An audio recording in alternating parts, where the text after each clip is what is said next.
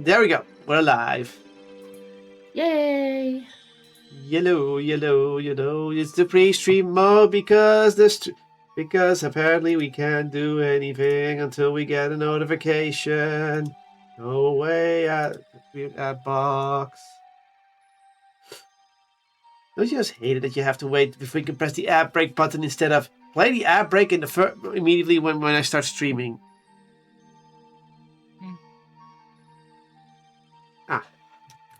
Wow, in the first 30 seconds, I'm actually impressed. Color me impressed. Woo!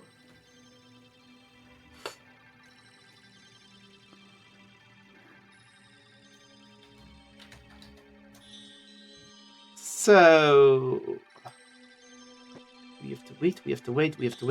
Are you not putting on the cam today, Moon? Oh. Just checking. Look, I noticed it's off and I'm... There you go. It's a stat sheet. It's very small. Well, it's for me very small because I need to make the window way bigger for that. Like I need to go... Whoop, and now you can read it. But now it takes up 2/4 of the screen and I have this tiny far reactive.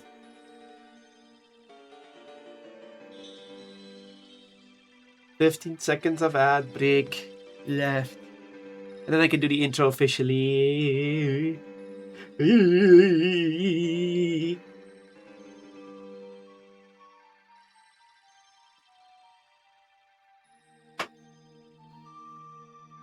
Three, two, one. We are now fully live and we are fully happy and we're all fully here. Hello, people. Hello. Welcome to D&D of your Dungeon Master Kotlol. I'm your Dungeon Master Kotlol. I'm talking really fast still. Tonight, we are finishing this training session. It's been taking a while. Too long, actually, maybe. Yeah. Like, I was like, it's gonna take 3 sessions. We're on the 5th one. Ah! Now, tonight we're joined by only 3 of our 4 adventurers. The 4th one has given me direct instructions of doing the right thing. What's with the rolling R? Look, I have my moments, okay? Okay? Tonight we're joined by an Ozias. Hi. We're joined by a Lucas. Yay. And we're joined by a Puppy. Hi. So, last time, session notes. Are you working with me today? I don't know, but I guess not.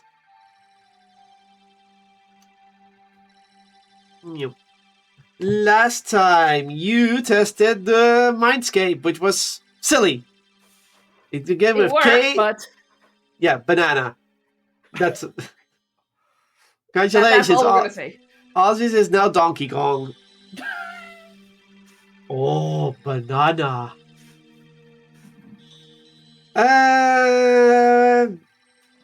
Yeah, so Lucas, you did that. Ozzy's did some leveling. Alona talked with Verica. So, Alona got rid of their cursed bracer. It is now a new bracer, which is something a little bit different, but it's good. Ozzy did a puzzle which took too long to solve. Yep. Sounds like me. Yep. And Poppy got lost in the library, got a nice trinket, and moved today. And Lucas learns... Why am I the only one getting lost in the library? Because you have the ones. Ah! After that, you learned of how a hive mind / mindweave Poppy learned how mindweave work. Oz and Alona fought a mechanical fire dragon and won. Basically, a training dummy fire dragon of gold. So, a golden fire dragon that's mechanical.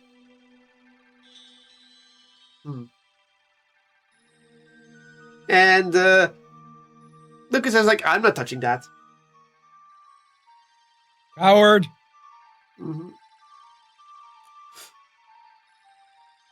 So, With that said, I believe you still wanted to do something, Lucas.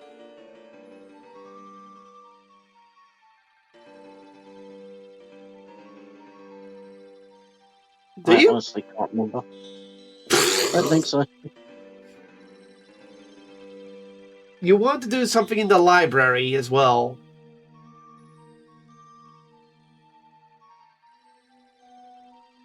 I don't know what. I have not fully written it down, but you said it said right here. Copy Lucas was gonna watch the two train. Well, Lucas is gonna go into the library to look for something.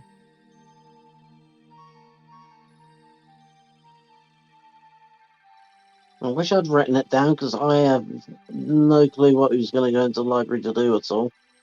So, Brains.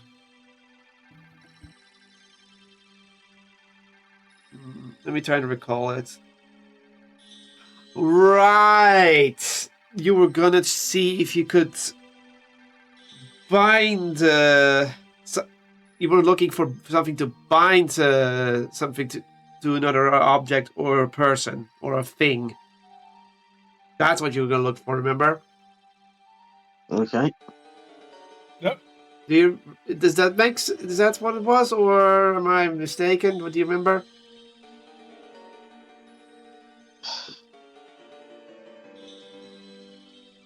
Unless you don't want to do that, then you can always look for something else in the library if you want to look for something. But if you have no clue,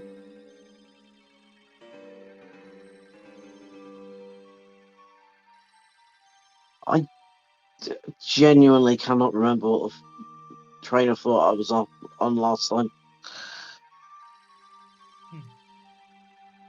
okay. Well, then I guess that's we still have the afternoon.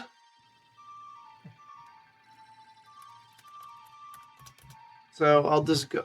So do you? So if you have no idea what you want to do, what kind of suggestion could I give?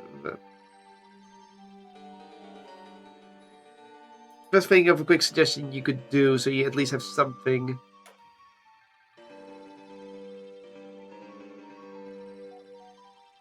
Ah.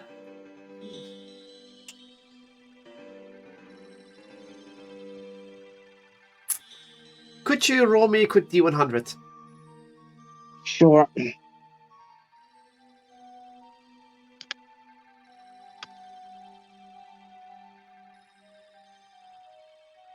Whatever Lucas were going to do, he must have walked to the shelf and forgotten. 38. 38. Yeah. Okay.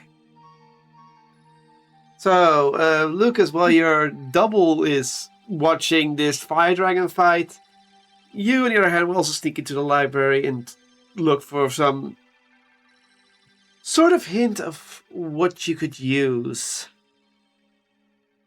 You basically have most spells written down. You have most ideas. But now it comes to the fact that you want to focus that. So you decide to look for some ways to focus power, focus things, how to dissolve hive mind, blah, blah, blah. It's like all kinds of things. And eventually you stumble upon another place of bookshelves and bookcases. And you're like, okay. All these books here, it's about focusing spells, focusing power, focusing, diluting, controlling, all kinds of things. And you just had to look for the books.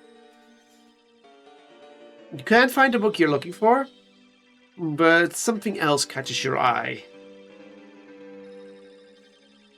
It is a book of concentrated spells. It's like, well, I can already concentrate, but you know what? Maybe, and you start reading it. And essentially, you start reading concentrated spells can be used in scrolls or magical objects. And it's like, okay, you can put spells into magical objects. We already knew that. But it also says that you can put a spell inside a spell. And you're like, hang on, how does that work?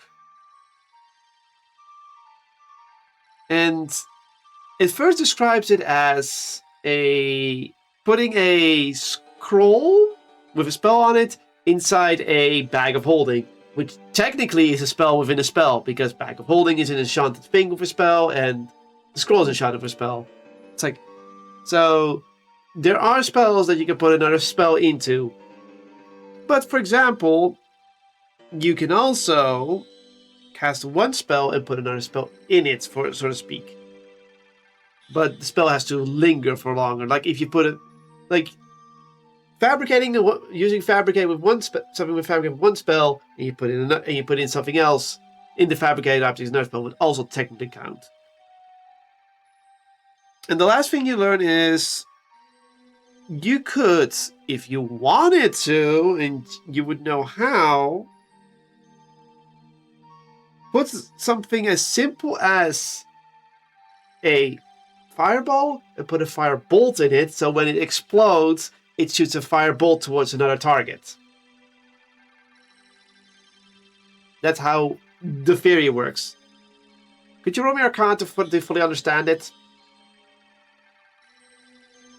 I certainly can. Just to see if it tickles your fancy enough.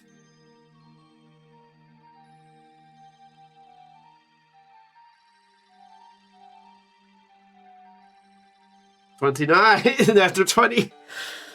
God damn. You study this. You start to understand that when the Archmages, you also understand on the level of the culture of the Archmages and how Erica saw this.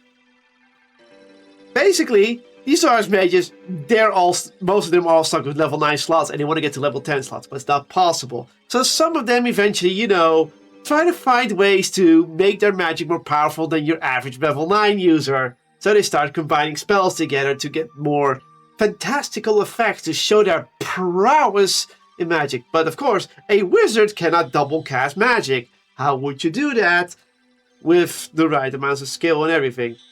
Well, you quickly learn that this ability is not something the Archmage could naturally do. They all had some sort of double cast trinket, and they were able to simply put 2 spells into one, burning those spell slots, and then throwing it at it. So you kind of need some sort of artifact or magical trinket that will allow you to cast twice, technically. Like, let's say you could cast anything with one hand and cast at the same time with the other hand. Okay. And you fully understand this, and you fully understand that this kind of artifact at least would require an amount of 500 gold and at least the blood of a powerful magical entity.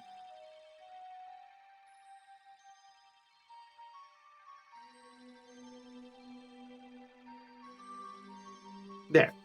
That's all you can get out of it. There. Right then. Does that help? Yeah. No, it does actually. But...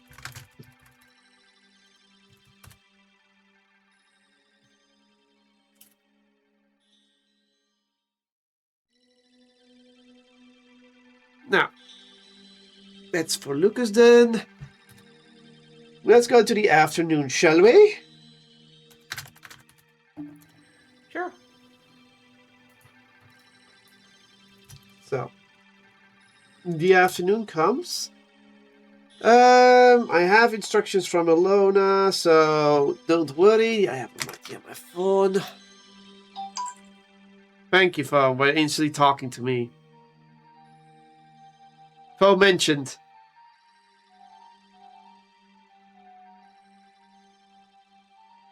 Yeah, okay, so so Alona is going into the library to study for something.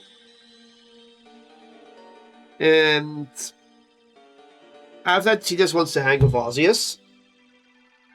Those are the instructions.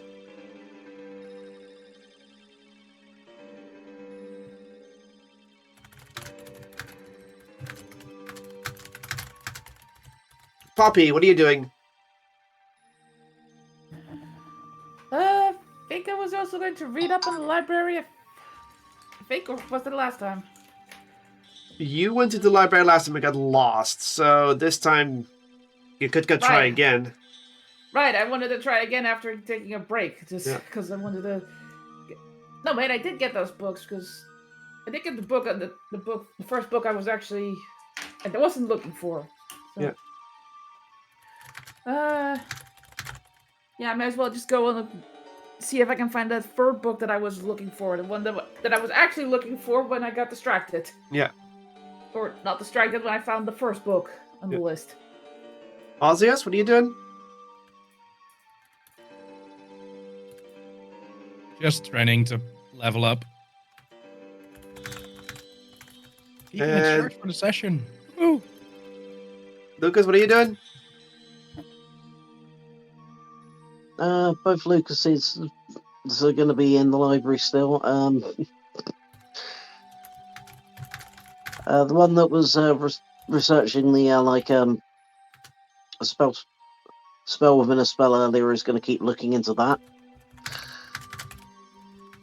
The other one, I remember what I was going to do is going to research essentially storing a spell into an object. That's what I was trying to do last time. I was looking to bind a spell to an object. Yes, but bind the spells or spell slots. That was it. That was the binding thing. That was it. It had to do with spell slots. That was it. Yeah, you reminded me with the. So, yeah. And we got both Lucases looking into different versions of the same thing for the afternoon. Yep. Yeah. Cool. So basically, everyone but Ozzius is going to the library. Library is surprisingly popular hangout.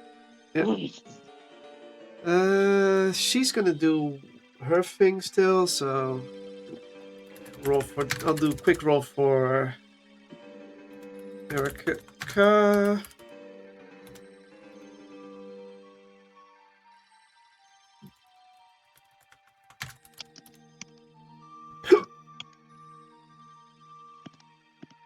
Why, that's actually not a good roll for her, but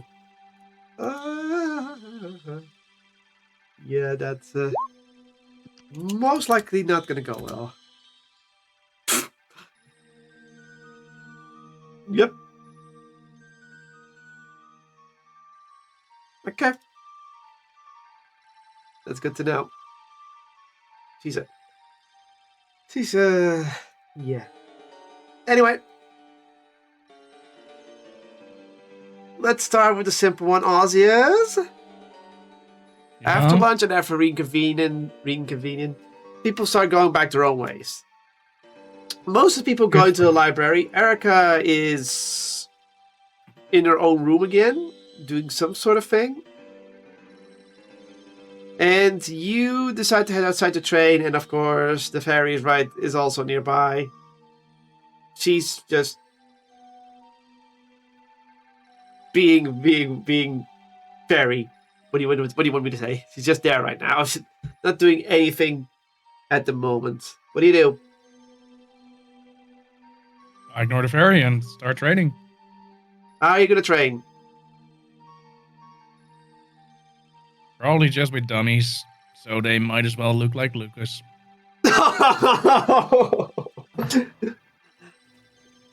How many dummies? I'm not going to blow them up, so one's enough. Okay, so you spawn a single Lucas dummy. What is the Lucas dummy gonna do? Defend while I fight? Yeah, it might fight back. Okay. Sure. You may make an attack roll on the Lucas dummy.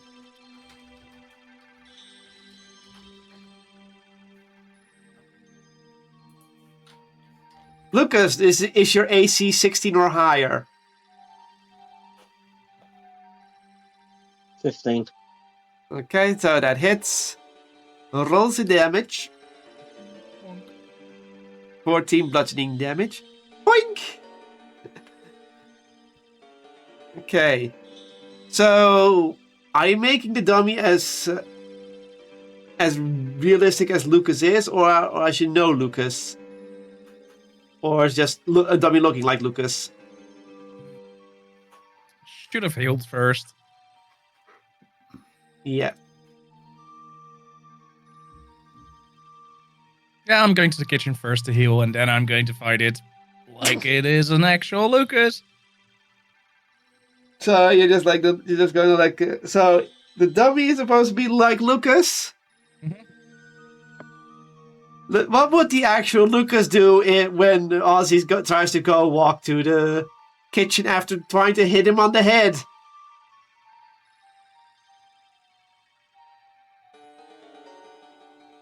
I'm asking the actual Lucas because now because Ozzy's technically spawned in a sort of third Lucas.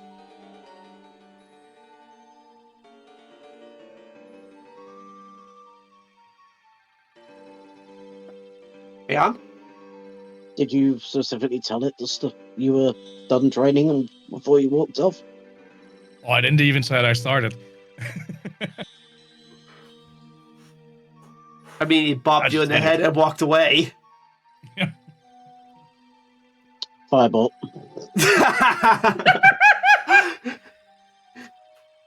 Okay. Dex saving throw.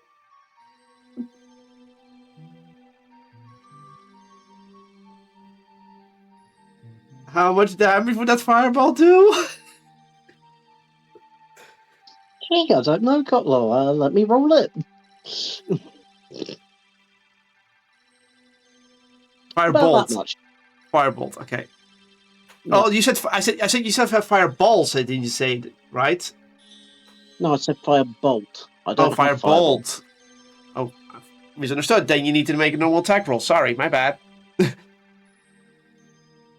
I thought you said fireball. Same. Yeah. Sorry.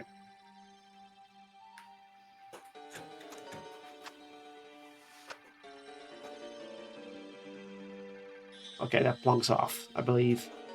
Yeah, it doesn't even hit. And as you shoot it at the back of the turtle's like, huh? And then walks off. And you, as the dummy Lucas, is like, eh? I mean, you're technically a dummy Lucas, not an actual full-on Lucas. So it would only do the combat reactors of Lucas, not Lucas. It doesn't have the conscience of Lucas.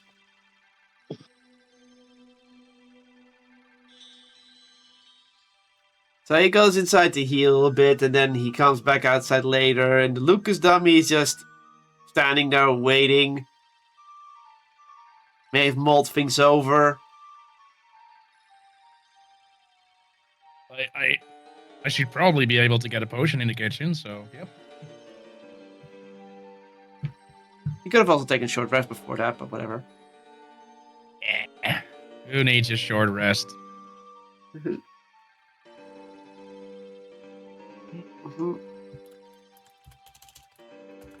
But you wanted to do firebolt? Well, I can do that too. 22 to hit. Ouch. Roll damage. Is that 20 fire damage. boink? Takes Blink. a direct hit.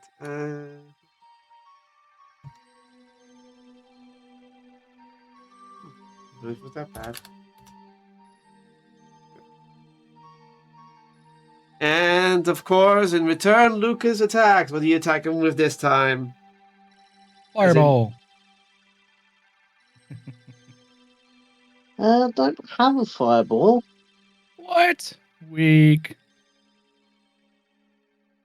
I'll do one of these.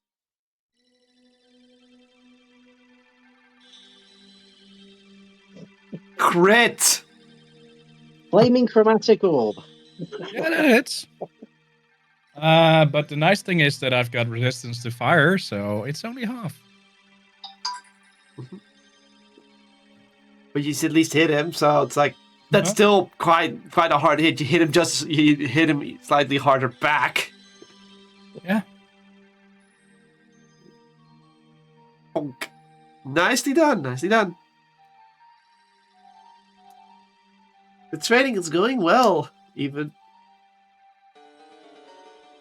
So, with this Lucas dummy actually giving you a magical fight back, what do you do?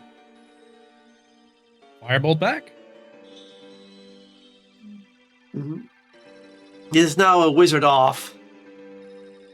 23 hits. Yeah, that hits. Plonk. 18 points of fire 18 points of damage. damage. I don't think the dummy Lucas goes down yet. Not yet. No. And now the dummy Lucas, you are being pushed on the edge. Your only combat instinct does matter right now. What would Lucas combatively do here?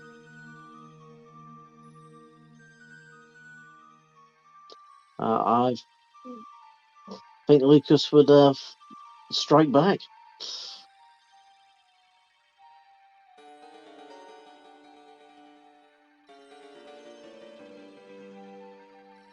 And how? I mean, you are covered in a metal shell, so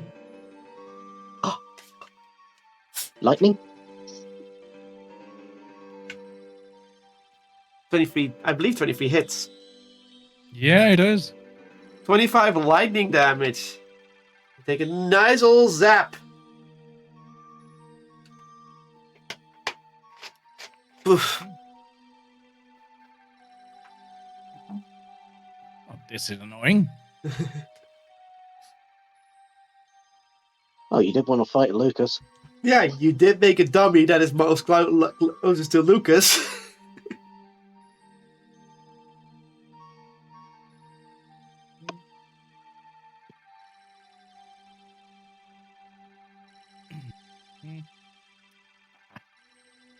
What's there to lose? Firebolt. 28 to hit. Wow. Yeah, that hits. Oh, okay. That's good. That's good. 18 points of damage.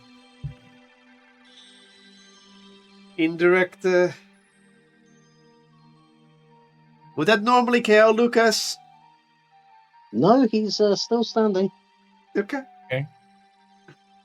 Not by much, but he's still standing.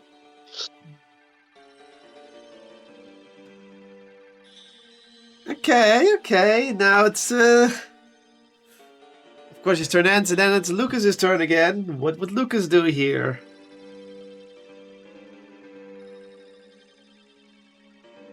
A little bit of indirect PvP is always fun. You know what? In that case, seeing as you wish for this dummy to act like Lucas, the dummy is going to raise both of its hands in sort of a gesture of like, I surrender, you win. Walk up to you and offer you a handshake. Oh, okay. I shake your hand and then I cast Fireball upon us both. I cast Charm Person, and you take the handshake.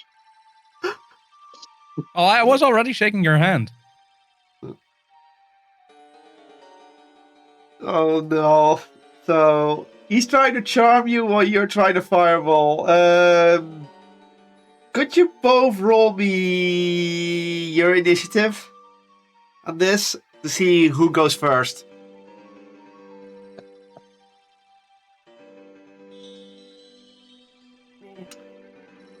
Okay. He has to roll. What does he have to roll? Higher than a 13.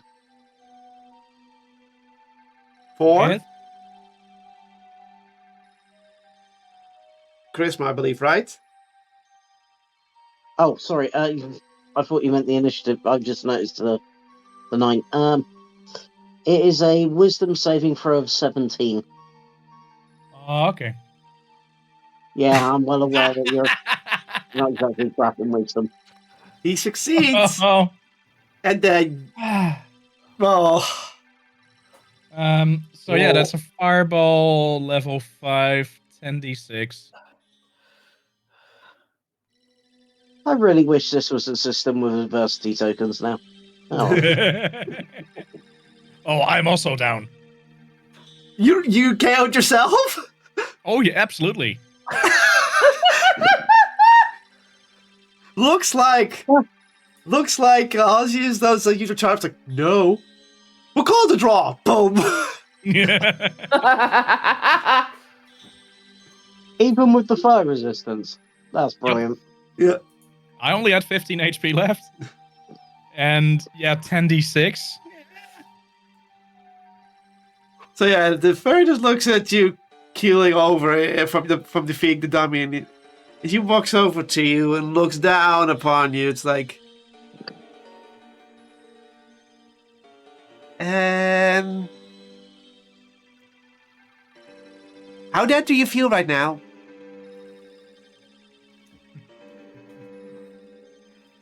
Oh, that stings.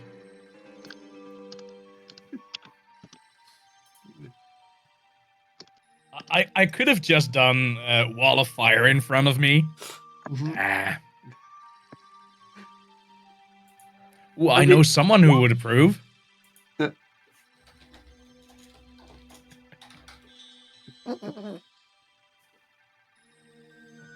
Yeah, no.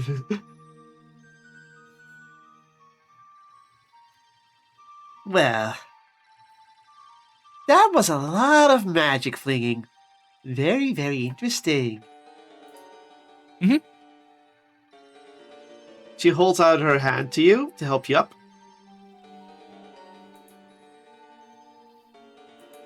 Do you accept, Osius? Yeah, sure. She slowly helps you up.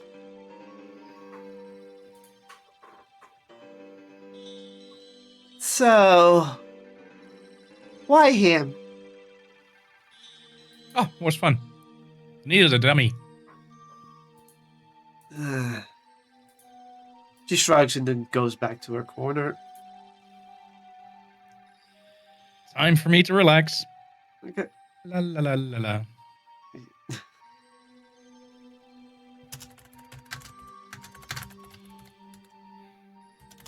Okay, you go back. Anyway, library time. Librairie.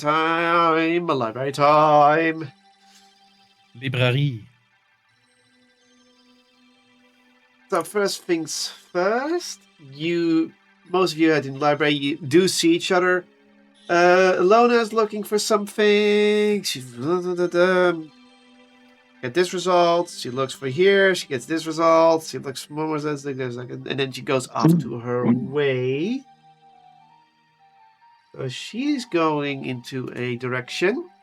I don't think anyone will follow her. Not really.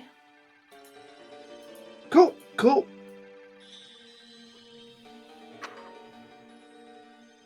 Poppy, or... Oh, no, the Lucas is going to do things, but Poppy, you're up next. What are you going to look for exactly? I was looking for a book to make for some explanation of how mind weavers work. I think. And the As mind extra- weave works, yeah. Yeah, for extra so that I could be prepared for when I have to dive into a mind flayer's head. Okay, yeah, you know which direction you have to go, so you can go on your way. Lucas! Lucas says... Yeah. Yes. One is looking to spell... So, one is going back to storing a spell. The other one is going to look for the binding spell slot / a spell to objects. Yes. Conquer and divide. Divide and conquer, I mean, it's called, not conquer and divide. Alrighty then. Yeah, let's start with Poppy, because that's an easy one. Poppy, you decide to go upon your way to find the mind weave spell. The mind weave book. Book. Can you roll me an investigation? Better not be another goddamn one again. I promise you, Woo! you've gotten lost enough times. Woohoo! It's about time you got something good. You look around and you find several of it. You find the book you're looking for, as well as several other books that talk about hive minds or mind linking magical effects or creatures. Well, that's good. Okay, so I grabbed the book I was originally looking for and just plopped down and started reading. As you start reading the book, you read about, well, mind weaves and hive minds. A mind weave is... Well, a hive mind is a form of mind weave, but mind weaves are literally a link between several minds communicating with each other on a constant basis. The difference between what would be considered a hive mind and just a mind weave, a hive mind all work together as one entire mind. Like there's always something controlling the thing. That's what's called a hive mind. They're all working towards something. A mind weave, on the other hand, is all kinds of linked minds together that can think at the same time, but unlike giving each other orders and everything, a mind weave people can still fully act individually to an extent. Mm-hmm. So, for example, if you were part of a mind weave, you could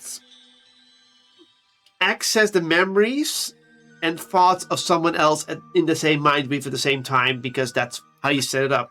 Unlike something like telepathy, your minds are literally linked to each other via this weave. And you can communicate with each other and everything. Unlike like telepathy and telekinesis, you're like fully linked on the minds. That's the difference. Dangerous. It sounds dangerous. Players will always employ mind weaves, and they will always become hive minds in a sense. But there have been mind weaves within mind flayers that do keep individuality in mind. And therefore it would be considered more a mind weave than a hive mind. But, mind weaves and hive minds are technically the same thing. Could you roll me an Arcana check to see if you've fully grasped the everything about it, what you want to know for if you wanted to go into the mindscape of one? Okay, woohoo!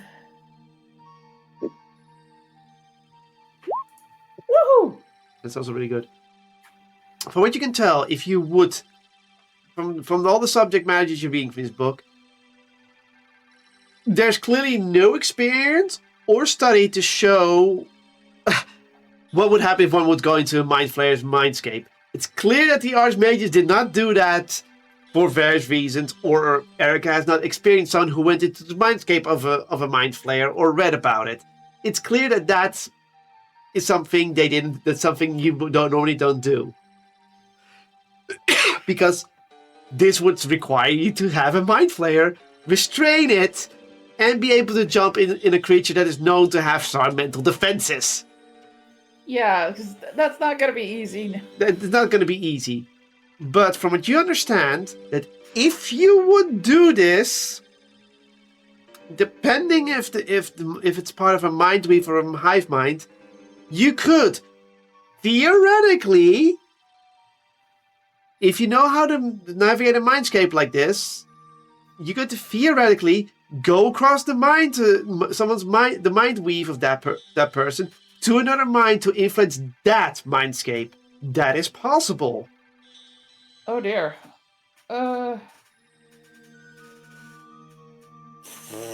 Okay, that's even more dangerous, I think. Yeah. And here's the biggest part that you sort of understand.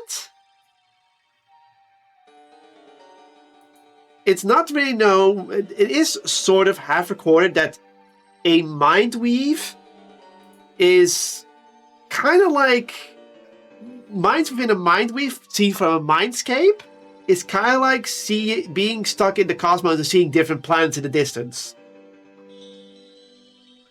So, Okay then. they've tested that at least. So it's also theorized that if you would interject yourself in that mind weave as the sun, you would create a hive mind out of mind weave with you literally existing only in the mindscape of that hive mind as a sun. And anyone who will get connected to that mind weave will become part of your hive mind. That is theorized. It has not been tested. But that's a theory. I'm not sure I want to test that theory. No. Because you'd be literally stuck in everyone's mind in a way, influencing things. Oh, okay. Essentially, you'd be sort of like an astral elder brain at that point. But you're not able to do anything because you need to have bodies within that mind weave. Okay. And what would happen if all the minds disconnect from the mind weave? Well, you don't know. They don't know because no, you have not tested it. But in theory, that could mean you're basically dead. I make notes of this anyway, and I'll ask Erica about this. Maybe, but probably not. Yeah. I'll make a note of it anyway. But it's only because you rolled above. Rolled above 20. Yeah. You get this information. But you don't know how to do that. But in theory, it's possible. But theories is what a lot of archmages have done in the past. So and you know how that went most of the time. Yeah, it's just a hypothesis at this point. Yeah, So it's a hypothesis.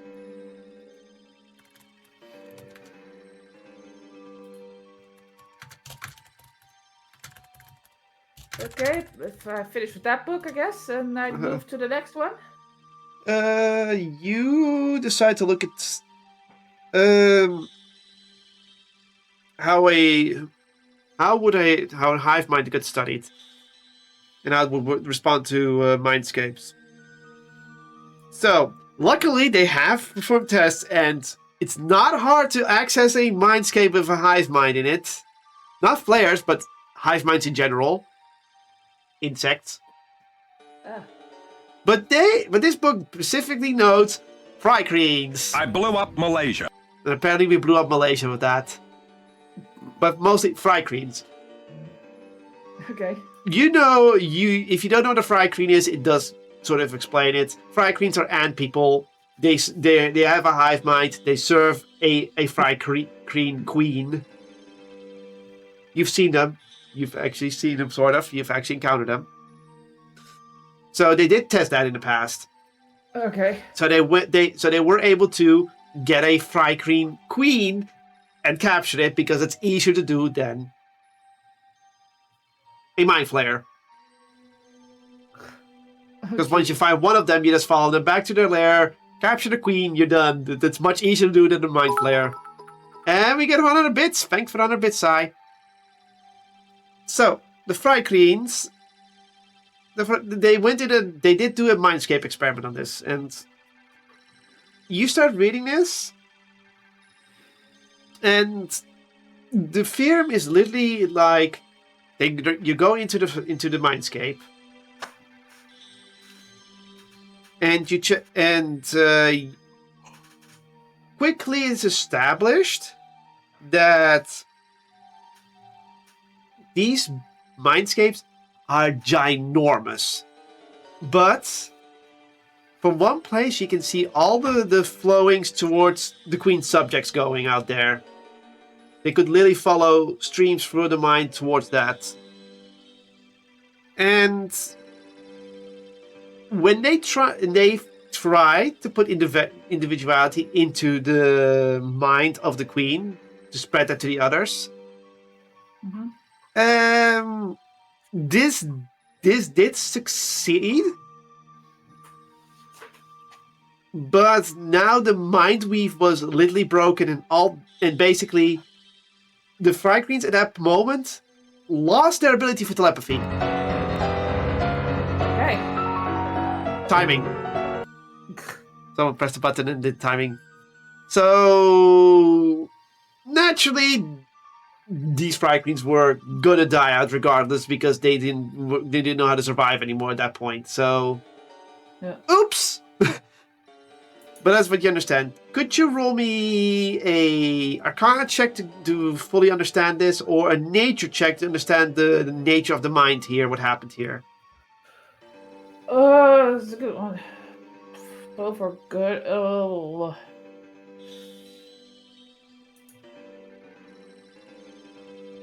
Ah! You do not understand the full grasp of what happened here, but you at least understand that you could technically destroy a hive mind by going into the one on top in the hive mind and sending a signal to the rest of the hive mind to self-destruct. Idiots! Behind you!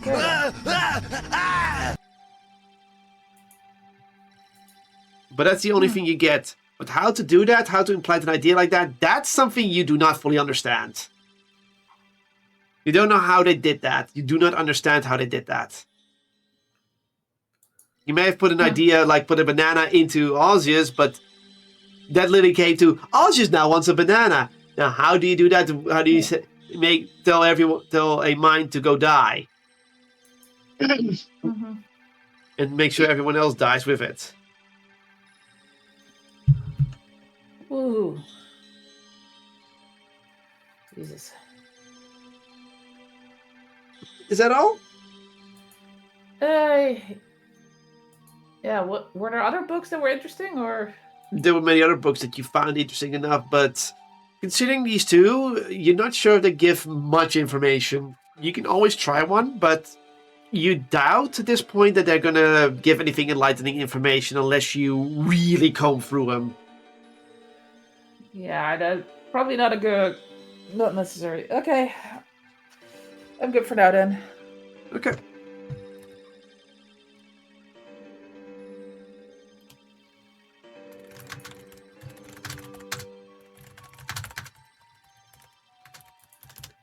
Alrighty then. Lucas, we're doing you next. Which Lucas who goes first? Yes, the real one. Okay. Could you roll me an investigation as you wander this library of experiences? I certainly can. Oh dear.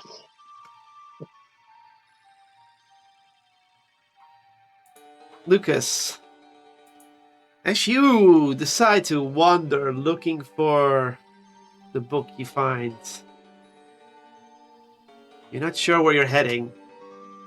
You see a book there, and then you're like, oh, isn't that? Then you look at it, it's like, no.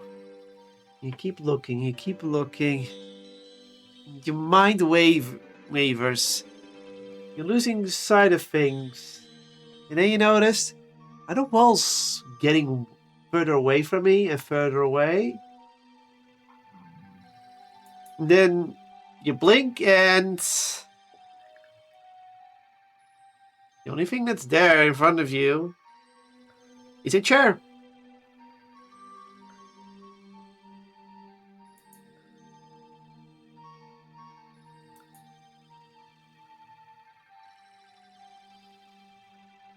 It's not an...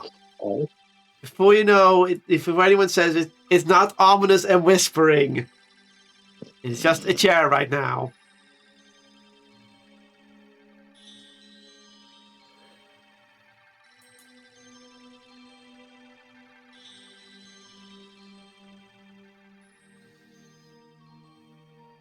My legs are getting a bit sore walking around this library fruitlessly.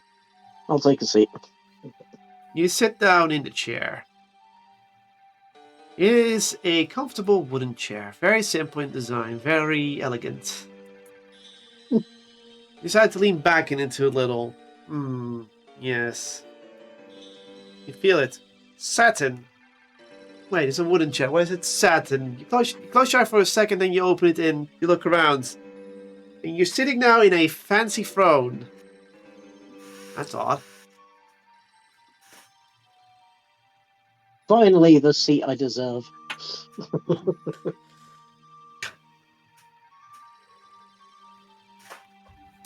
You're still sitting here in this empty area in just a now throne. You feel like you deserve it. You've done many things. You're just sitting there.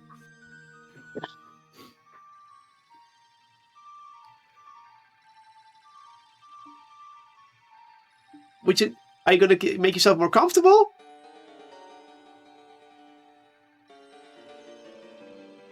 Yeah, sure, why not? Try to make yourself more comfortable. We're sitting down. Yes.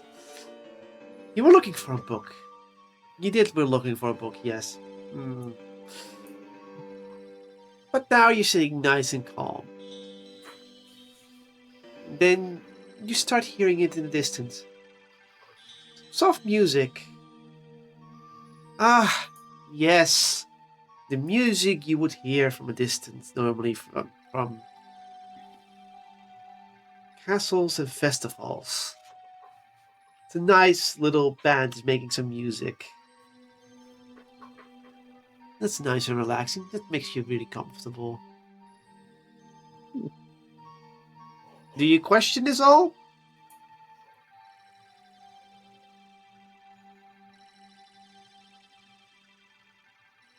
I mean, I'm essentially inside a magical dimension shaped by the mind of a genie. Well, by fate. Yeah. I'm just going to roll with it. So, I mean, presumably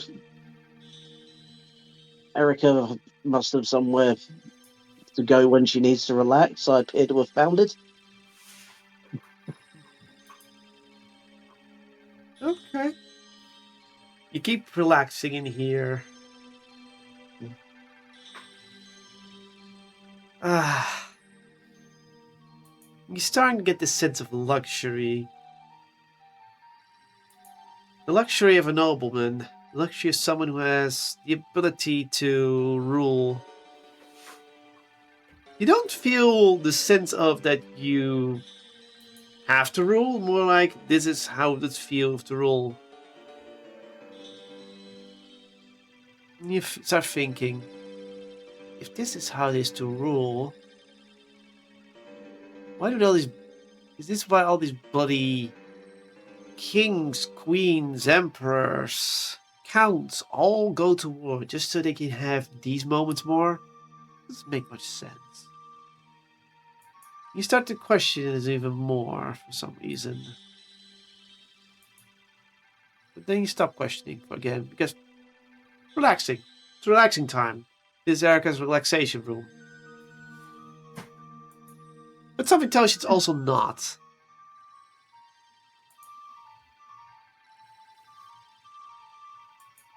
Now, this is a style of life and luxury I could happily steal for myself one day.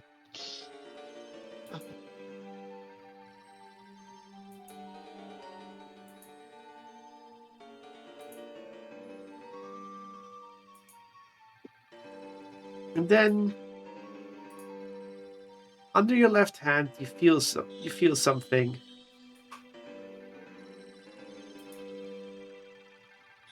Do you raise your left hand? I have a look under my left hand. You raise your left hand and you see a little shadowy hand on the place where your left hand was resting. You trace your eyes back and you see what looks like a shadowy figure. Could you roll me perception? Sure.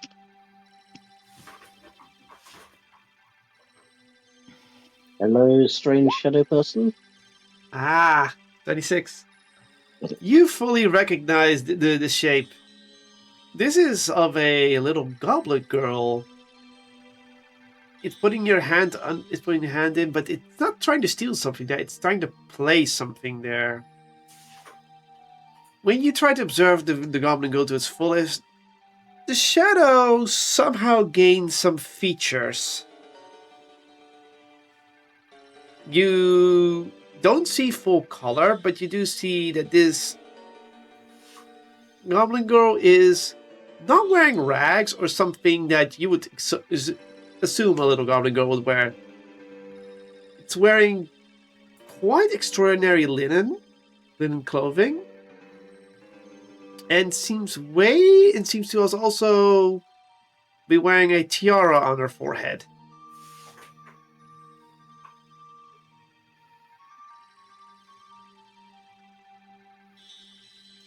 It just looks at you. It's just a shadow, so you don't see any eyes or any facial features. That's the thing that's still missing. That's still being a shadow, but you can at least perceive that it's wearing linen and will be wearing a tiara from the shape of the shadow.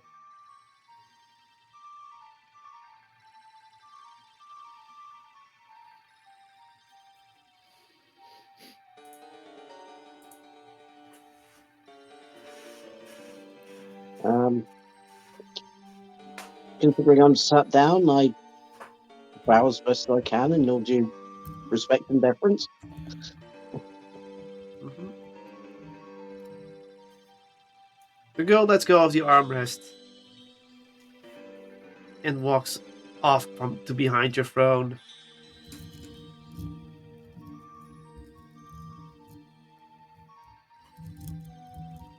Will you check the armrest? Sure. On the armrest is a silver coin, and on it is an armament of a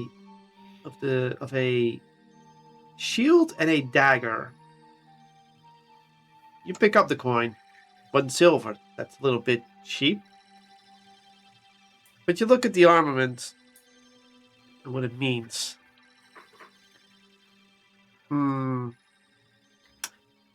You may want to roll a history check.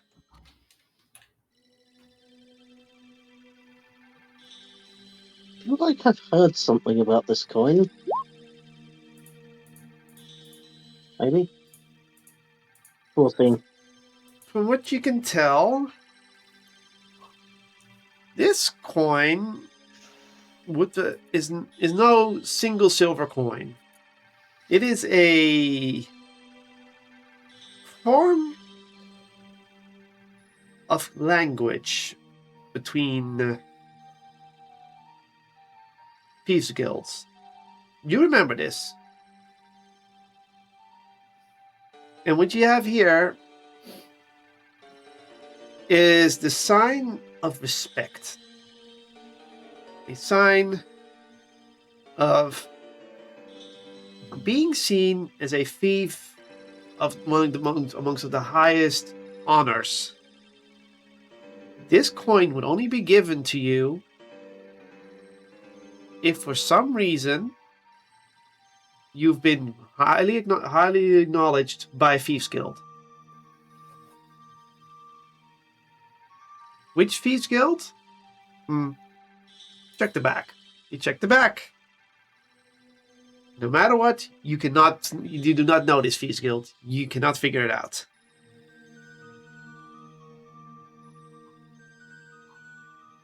Or who the Goblin Girl was. You have no idea.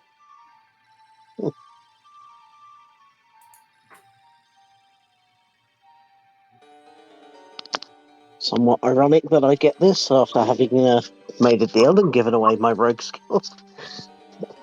Well, fate has a funny thing of doing things right. Do you get up?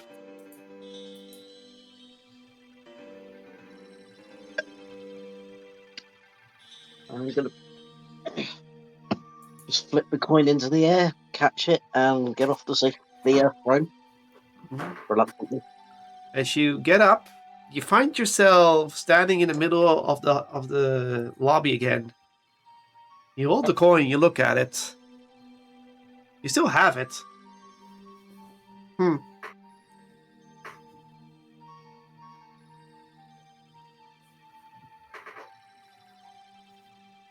That's odd.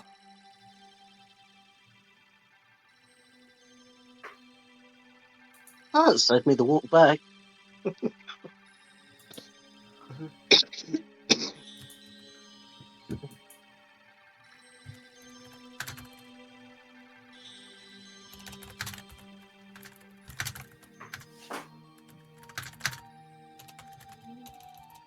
that was a bit confusing, but hey, you got lost this time.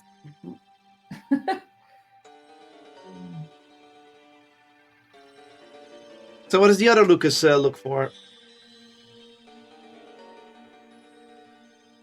The other Lucas is still looking up more ways to bind a spell to a spell. Okay. Could you roll me a quick investigation for that one? Yes, I can. 24. You do find the book for that for this technique once again, and several others.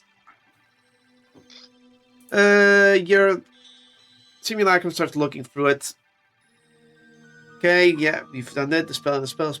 Okay. Could you quickly roll me a solid arcana for you? Arcana. Yep. Yeah. 24.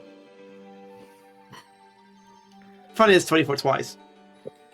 The Very. simulacrum reads this book, reads how this spell works. It's the same understanding as you, but as you keep looking through it,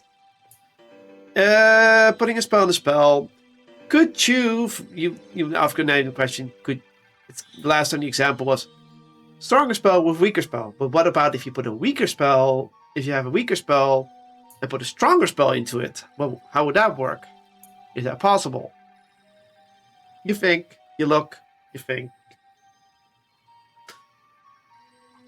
Could you have a firebolt that when it hits its target does damage and then casts fireball at once? The answer, when you think about it, is yes. But to do so will cost a lot of... comes to the same problem. You have to cast a spell twice at the same time, and that requires things. But you also look at start thinking, what is there two of you? Could one cast a spell and cast the other one cast and then spell into that spell? Now that theory, that needs to be tested. But you're like thinking, no, the Archmages probably did this. And to a degree, they have.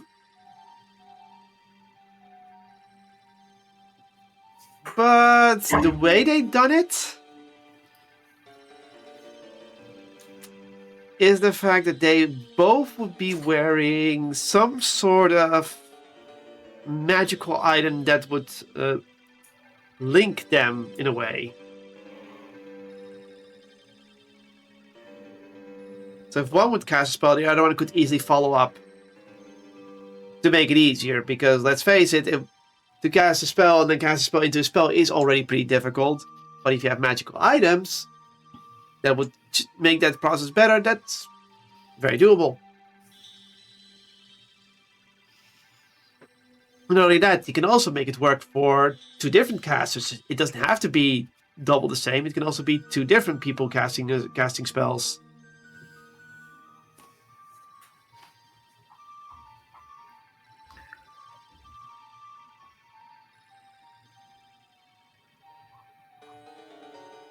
Anything else?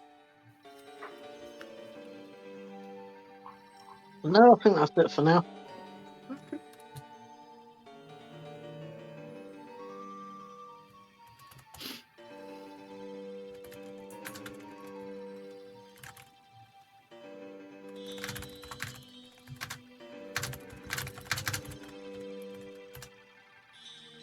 Alrighty then. So now I have to do something. First things first. Let me double check Ilona's sheet. I said sheet.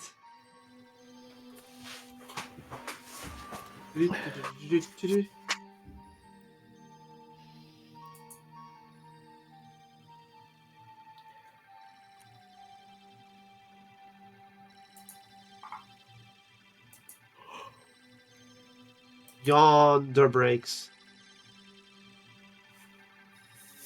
Where's your investigation? There we go.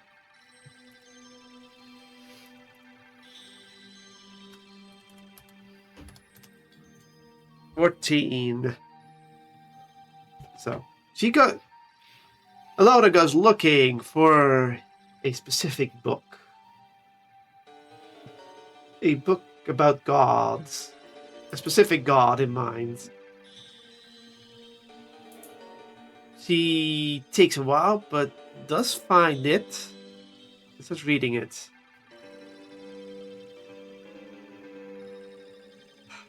Okay. She quickly learns a bit more about Garrix. You know, the fire dragon that she pissed off once, but also had interest in because she kept saying fire, fire, fire, fire, fire, fire, fire. Naturally, she learns, hey, Garrix lives in the realm of fire, is considered the destructive flame of Tiamat at one point, but Garrix just likes doing its own thing as well. Is not the firehead of Tiamat. That is a myth.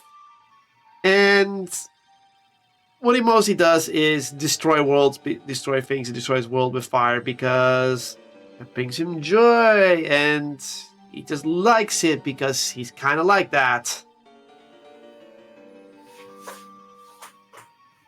Okay, I'll check the notes.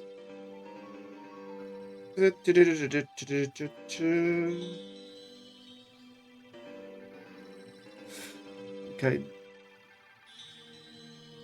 Okay, now.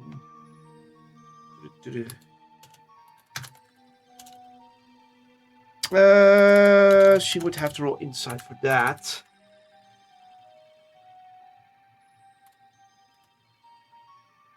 Oof. Not good.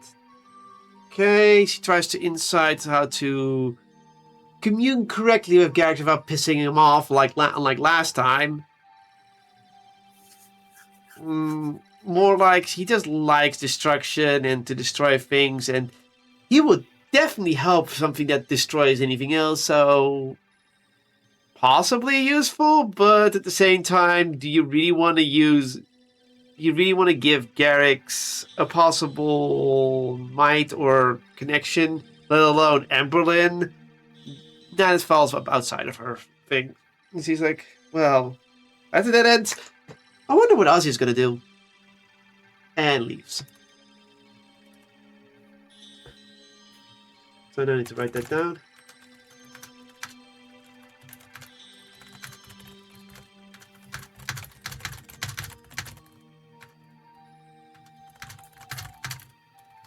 Alrighty, that's everyone done. So I'm guessing you all reconvene. Yeah. Sure. First off, obviously, if you see chilling in the corner, you do see the fairy doing a little bit of moving around. And as you look closely, she's fighting her own shadow. But Lily, she's fighting her own shadow. As in, the shadow is standing up and fighting her back. Yeah, that's based. Nice. So, let me do some quick rolls for her.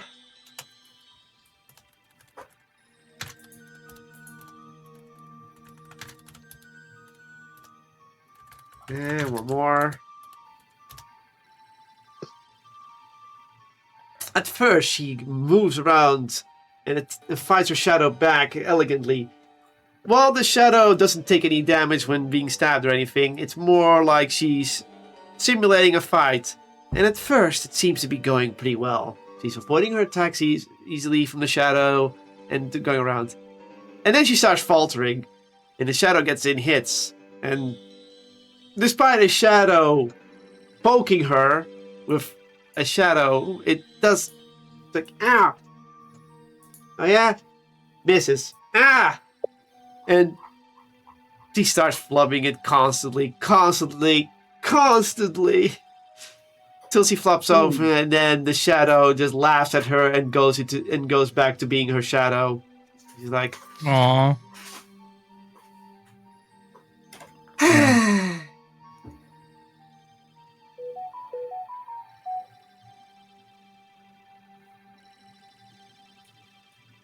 like, I blame this realm for not making my shadow fight fairly. It's my shadow. Supposed to be my shadow. Supposed to lose to me. Oh, maybe you should use a light source. Like fireball.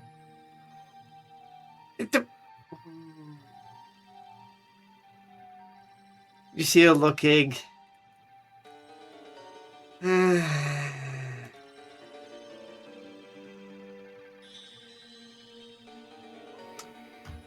She thinks for a moment, looks at her hand.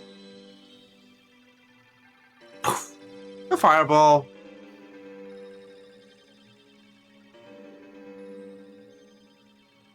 Then throws it in a random direction and explodes. There, happy? That was not your shadow. But yeah. Okay. She goes back inside. He's very grumpy right now.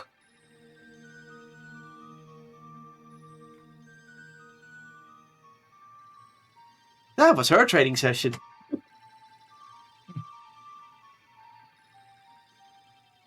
So, you all eventually reconvene for dinner. And while most of you are eating, you do notice one person not being there, and that's your host, Erica.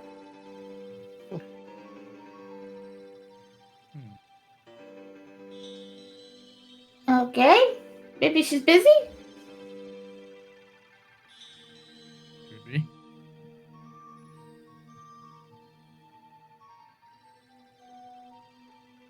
Well, I'm sure whatever she's up to, she doesn't need us interfering. So,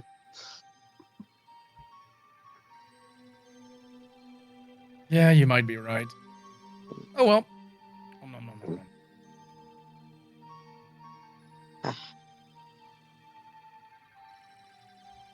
cup of tea, Lucas. Thank you, Lucas.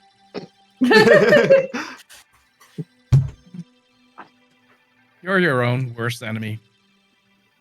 And then the fairy is... Both Lucases will turn and glare at you when you say that.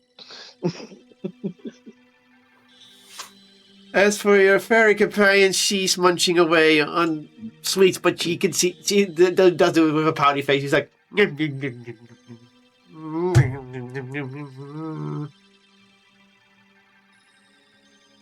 What's wrong with you? Couldn't win from her shadow.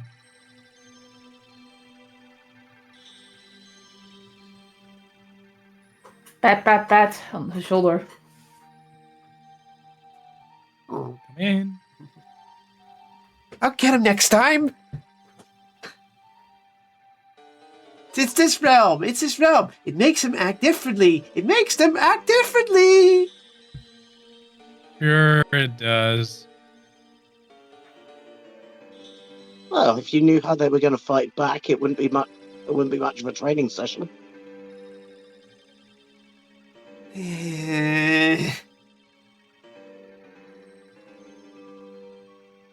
Model training is hard.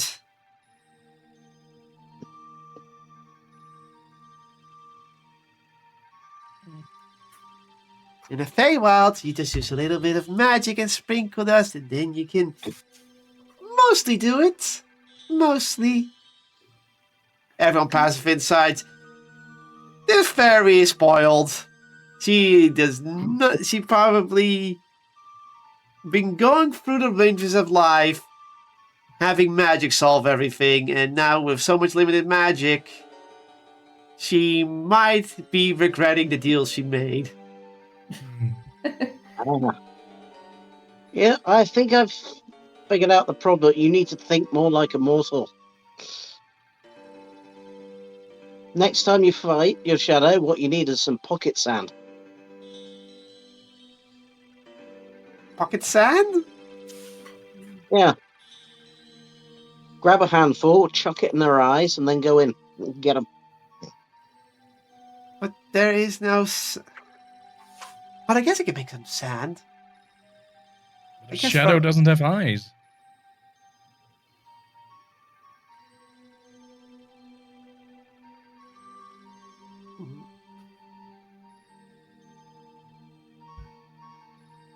I mean, you are right.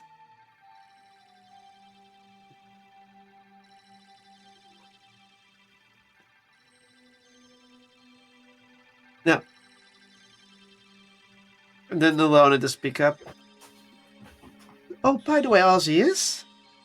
What are you going to do tomorrow? Sleep?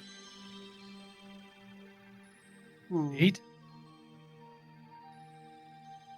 I think. Well, I guess taking it easy is also not a bad idea. Yeah. I mean, Emberlyn will be in control after we leave, so maybe I can enjoy my last day like this. And I fought Lucas today, so that was fun. Wait, what? Oh, I didn't need a dummy.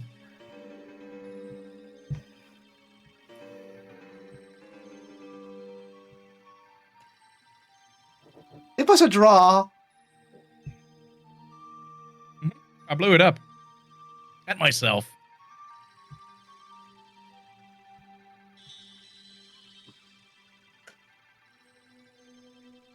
I'm sorry, you drew with a dummy. Yeah, it fought back. Really annoying.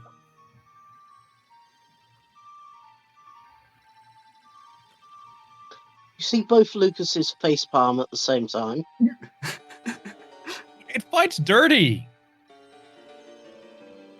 It's me! It was a dummy of me! Of course it fights dirty! Huh? I know, that's why I blew it up. It tried to charm me.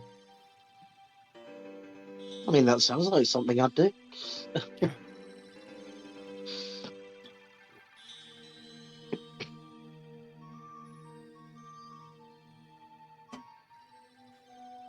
All right. Anything else to exchange?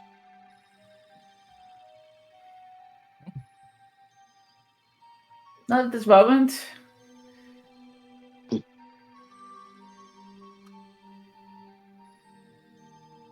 All right then.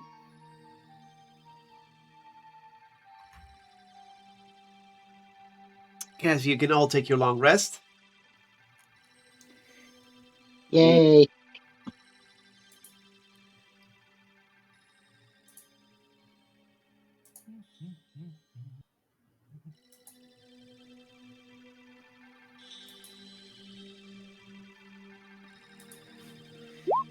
I love having to press long rests every day. There we go. So, in the morning, you all reconvene back into the living room. Erica and Toad this time. Where were you? I don't want to talk about it. Ah, understandable. Where were you? In my room, and I don't want to talk about it. Well, at least you answered the question. Hmm.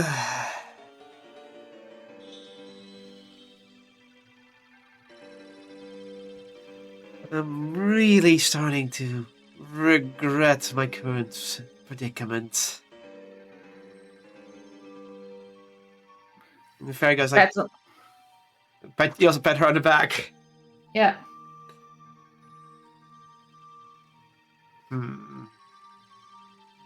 Perhaps there is a way to change things. Passive inside, she's contemplating something. You're not sure what.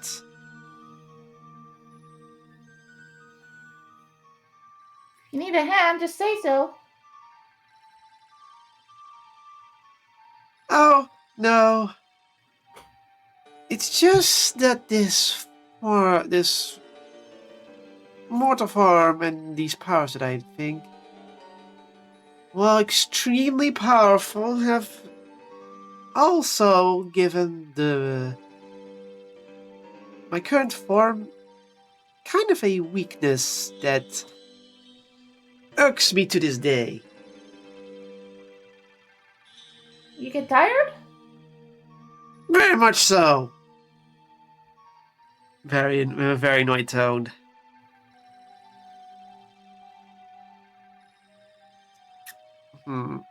She starts to think, starts to mull things over. Are we on day 6 or 7 at this point? This is the last day, day 7. Lovely. I'm not making that deal then.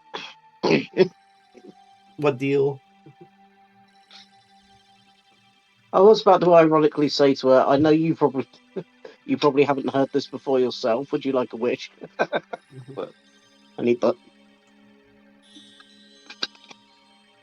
And Lona goes like, well, you could change powers, right? And he's here to go like, I have contemplated that. But to change powers would be changing a lot.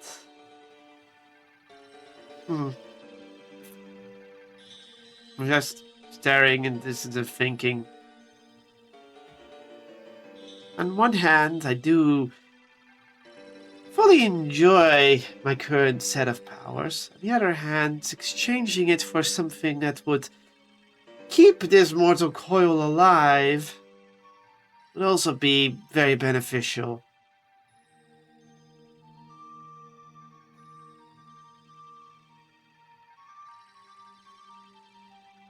You may roll insight if you want to understand her better. Okay.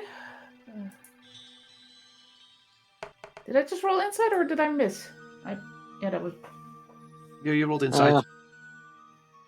The Lukai will roll inside. Yeah, that's rolling with advantage. The original wins. So, Poppy, you look at Erica and try to understand her. She's pretty much stuck between having her current power set, which, well, you've seen it in action, can be very powerful. But at the same time, you can also see the fact that she put a lot of burden on herself by taking the form she has and the power she has. And she's not sure if it's beneficial at all. Lucas? Considering you recently did a deal to change your power, you understand what kind of predicament she is. She basically is in a state where, while she has a lot of magical power, she can pass out at any notice but by specific attacks. Like, she'll just go down and go night-night. So while she has the ideas of, she might have done some fanatically with her mortal coil in a way that would benefit her, the trade-offs she has that she's now been finding out are weighing her decision to even remain as she is right now. Osseous, in simple terms, she's not sure if she likes being a warlock anymore with her terrible stats. In the long run, there's not a lot of powerful magic caster. What kind of powerful magic caster is she right now, except the one that can cast Wish every day? There's some sort of contemplation of changing her magical powers around somehow within this realm. Gods can be nice. Maybe you should become a cleric.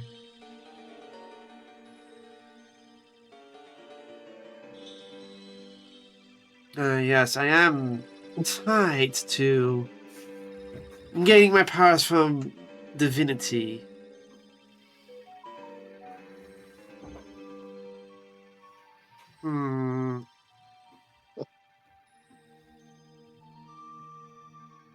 Well, I mean, technically, you count as your own patron at the moment. That is true, but that link is limited outside of here. In here, I might be able to do something about that, but the moment I'm out, that sort of link that I made with myself would vanish. Or change. Hmm.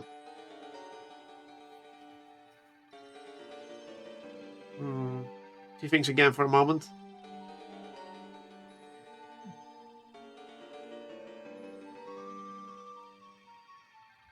We need someone to maintain the link, but change aspects of what you are.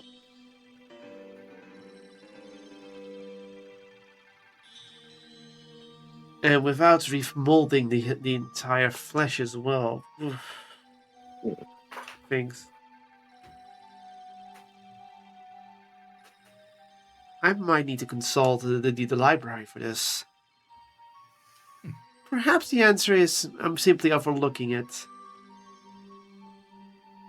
Probably.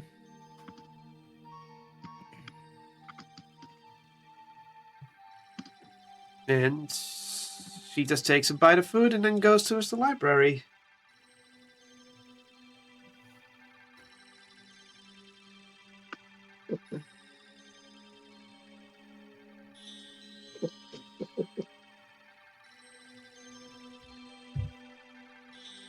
What is her links?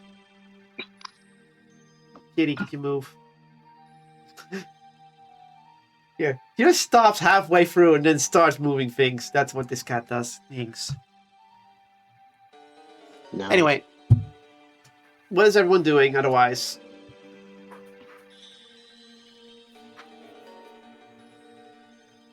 It's a good one. I think I'm just gonna take it easy for the last day. Okay. And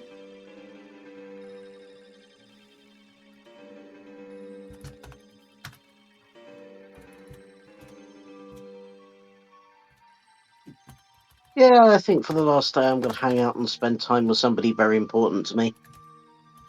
yourself. Myself. Yourself. Damn it, you all took my joke. It was kind of an obvious joke. That was a good one, though. Ozzy, what are you doing? Well, I've done all I wanted to do in this realm, so might as well relax.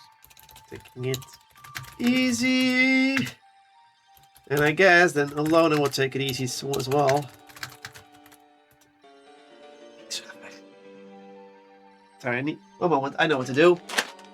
Here, have a treat. Now she goes into her spot. She treats, and now she's chilling. And now the other cat comes in, of course. Of course, Here, your here's treats. Ah, you said the magic word. Yeah. Okay then. And the fairy would be joining in, taking it easy. Oh, I guess I got a roll. I got a roll for Erica.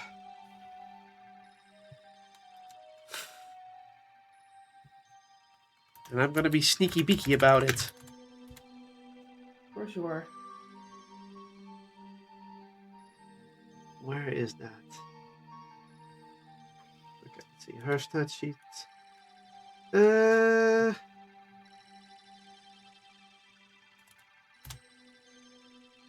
Okay. Let's find information.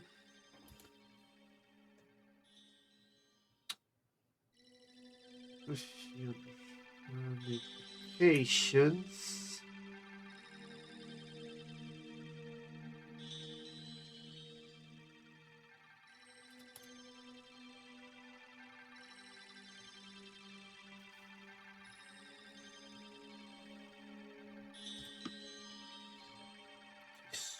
Of course he does.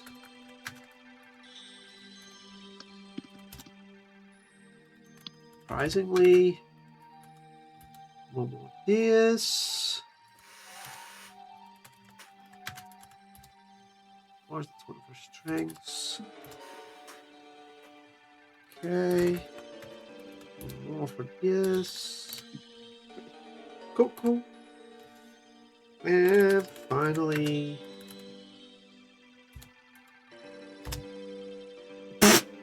God damn it, Erica, what you net once. Yeah. Okay. That's gonna be funny. Well, if we're spending the last day in this place relaxing, then one Lucas is going to go to the cupboard and pull out several bottles of drink. Another one is going to go to whatever passes for a fridge and pull out some of the most, like a platter of some of the most decadent sweets you've ever seen. I'm gonna treat things Well, well. Yeah. it's not like you're paying for it. Oh, in that case, I'll pull out two. Brilliant. Okay, so you all take the morning to do some fun things. Yep. Might as well get drunk. Yep. Your fairy companion wants to do a little trick because why not? It's not. She's not very good at her little juggling trick that she's trying to do. She actually drops some of the things.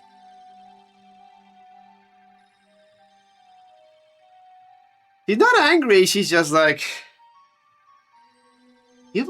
mortal juggling is much harder than it looks.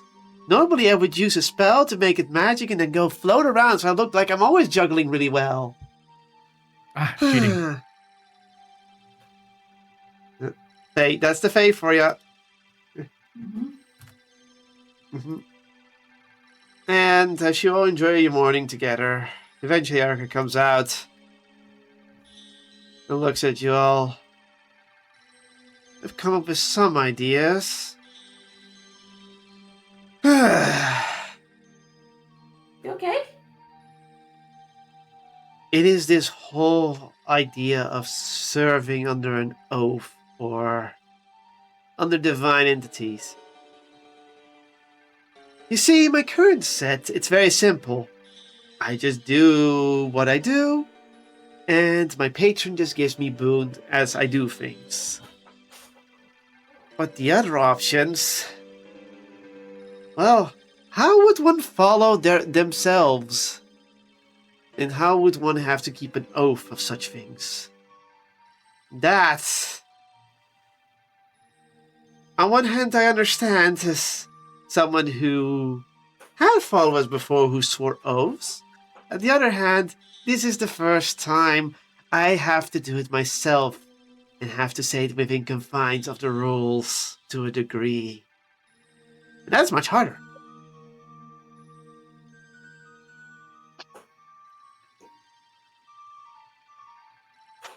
Sounds hard. Oh, yes. Indeed it is. You see the fairy point up. Well, the first rule is simple. If it makes your god angry, don't do it.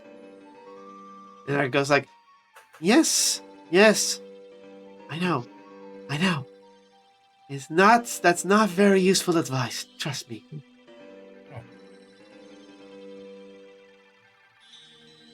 I don't know. I mean, if you were your own god, what 3 rules would you want to live by?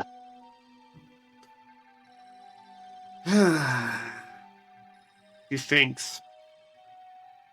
3 rules. Well, the first one is obvious.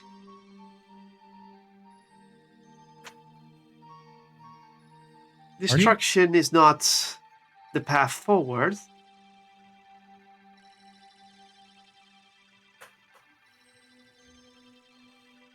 And the other 2, You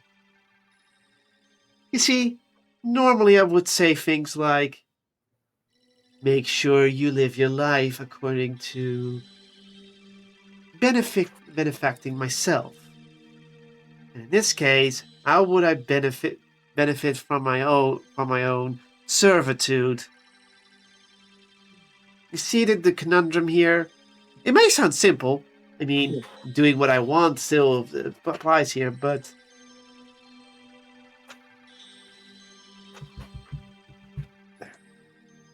with my current powers, I am more free on the rules, as it always benefits me. But here, well, the ones I researched,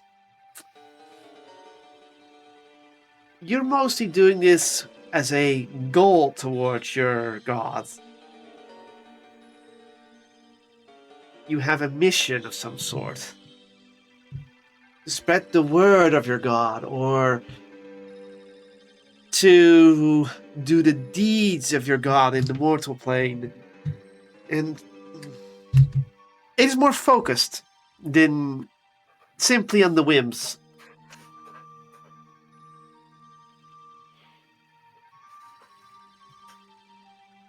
If you're wondering, I've looked into it. There are 3 other ways to gain powers. One is via sorcery, but she looks at Alona. That role is already taken, and well, it wouldn't change much from what I am doing right now, except it would just be less beneficial in the long run. I've looked into clerical, and I found it to be beneficial, but at the same time, how would I spread my own word? How do I remain bound to things, let alone... He starts thinking things. I do not think it benefits me in how I think and operates as much. For player sense, she's currently a charisma caster. She would have to become a wisdom caster at that point, and that would require her to do a lot of shit, so it's not very beneficial. And the other one is the paladin, who has an oath with many factors tied to it. And if you break that oath, you become an oath breaker, and it is very complicated, and it's frankly not as simple as it looks. Spread the word of yourself. I do not think you understand. I would still be known as Erica as a mortal, but as a god, I would need to use a more divine name. I cannot use my true name for various reasons, but I would have to use an older name of mine. Bob. You see Erica just... Huh? When you said Bob, Eric goes like, closes her eyes and it pulls a face of... not Bob, but... Roger. I mean, spreading word of your deeds sounds kind of like a bard. Oh, yes. What bards do.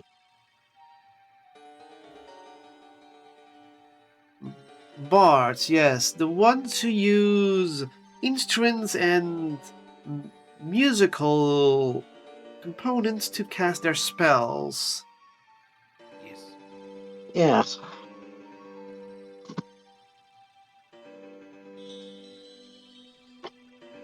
I have thought about that. The thing is, bards do not gain their magical powers from divinity or claims to their divinity. They are just doing it because of their charms, their vocals, their way for the instrument. The sound chords and everything. It's possible. He's mulling it over. I considered becoming a bard once. Can never get the hang of that musical instrument. What is it?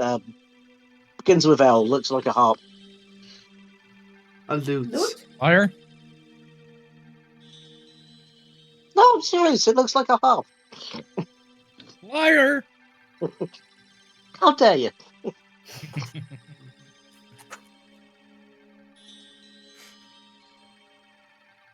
Okay.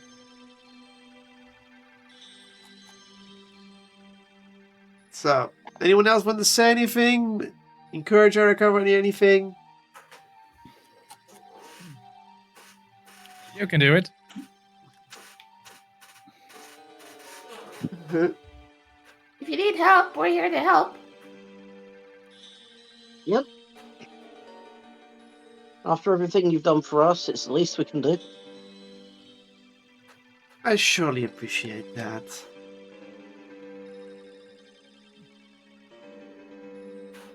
She looks at everyone in the group.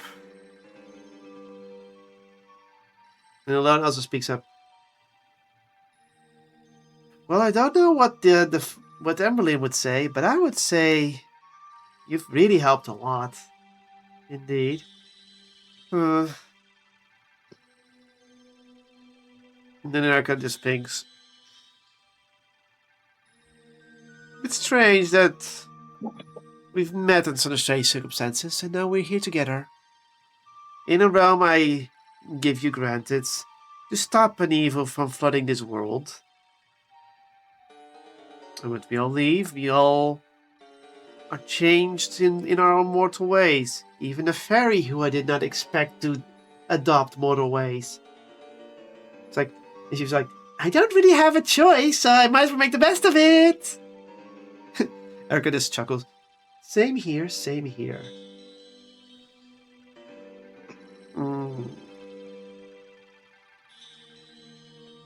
She looks at everyone, and then gets up. I think I know what I should do. You? Oh, yes.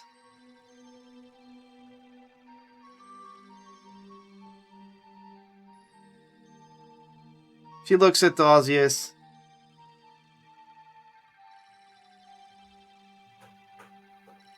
You, I believe you have given me the best idea. Oh, I'm sorry. In this realm, you have been struck many times. Went down many times. Perhaps what we need is someone else who can carry the burden. Do we all agree? I. Sure. I can't die here, so no risk. All right then. If you all are in agreement, I know what to do. And she goes back downstairs. She goes ahead and heads back downstairs. Okay. So, you still decide to relax this afternoon. Take a bit of time together. After all, this is the last day you could do anything to relax. You could take a bath, you could take some more food, you can take it fancy, you could talk, play some games, or go outside and just have a frolic about. You know, a bath does sound nice, so I think I'm going to do that. Okay. So you two get to take a bath. As for the Lucases are going to have a banquet. The fair is going to stay here. Lon is going to stay near Ozzy's. Ozzy's, you're not doing anything specific? Yeah.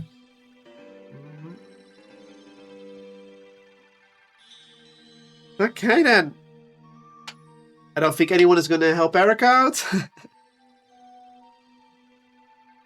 If she wants her help, then she can ask. But if she didn't ask for help, but if you feel like you want to help her, this is your last moment to do that.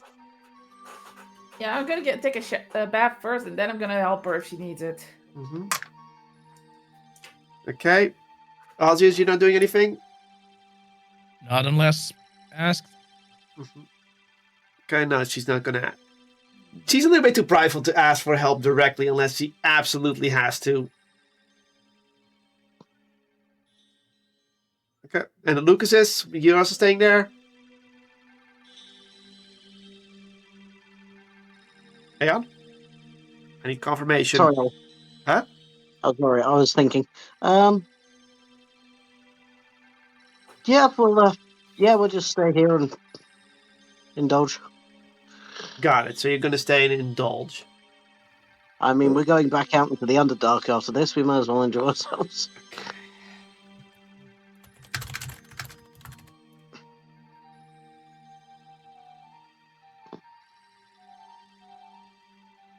Okay. So, I'm gonna have to do something for Erica then.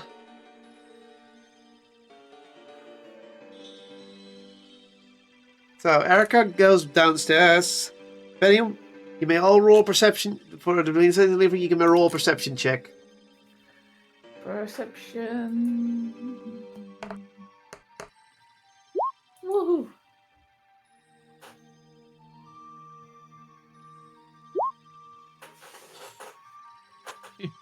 Well, Poppy, before you go into the bath, you do notice that Erica went downstairs. Okay. Since 2 people rolled that 20s, you two both notice that Erica does go downstairs. Of course, you don't fully see her which way she's going, but you can hear the footsteps downstairs a bit. And you notice that she does not enter the library. She enters one of the other doors. Did you all roll that 20s? It's the door on the right at the end of the hallway. Ah, the root room. Yes. The root room.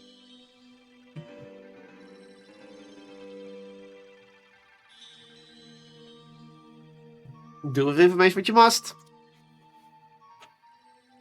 Throw it away. You know what? If Poppy's going after her, then Lucas would tell her that she went to the other room on the right.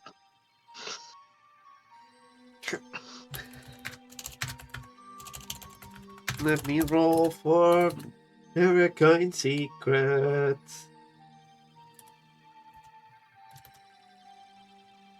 That's a good roll. Okay. Understanding.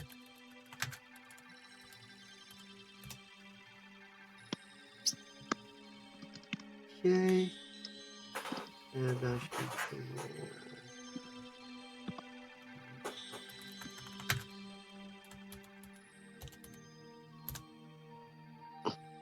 okay, go. How long are you taking a bath, Poppy? Not long, like 15 minutes. Okay. After 15 minutes, you come out into the living room all refreshed. Mm-hmm. Everyone's sitting in the room. Everyone's still sitting in the living room, minus Erica, who went downstairs. Erica still busy? No, Tyler, I will not clown face you. No response, so I just go and head downstairs. What? None of you saying where she went? I thought Lucas would say something. Lucas did say something. Oh, he did? I didn't hear anything. Yeah, I just said if he sees Poppy going down stairs after Erica, he'd tell her that, which room she went into. Okay, so you know which room she went into. I wanted to double check if you actually confirmed that. Okay. So you know she's in the root room. You've been there as well. Yeah, I've been there, I think. Okay, do you enter the room right away? Is it open or is it closed? It is. It looks to have been recently opened. So she's in there. It's not locked. Okay, I knock to see if she's in there. You don't hear anything right away. I knock a little louder. Okay. She walks over to the doorway and opens it and goes, yes? I was just wondering if you need help.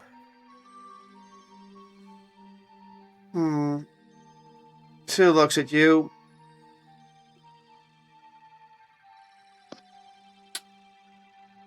Help. You wish to offer me help. Mm-hmm. She thinks for a moment. And how do you suggest for help? As I inside, don't- she has no idea how to ask for help on this, so... I don't know. I don't know what you need help for. I'm just checking if you need it. She just takes a deep sigh. I am simply preparing a way to change the way this vessel functions in power. And at that point, a lot of things will be reshapen. Okay. I can try to help if you want.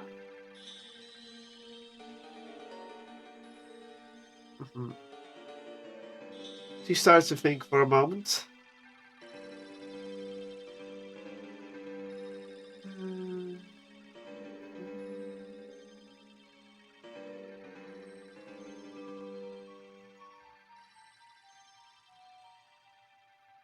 Okay, let me think. Checking her stuff. Yep.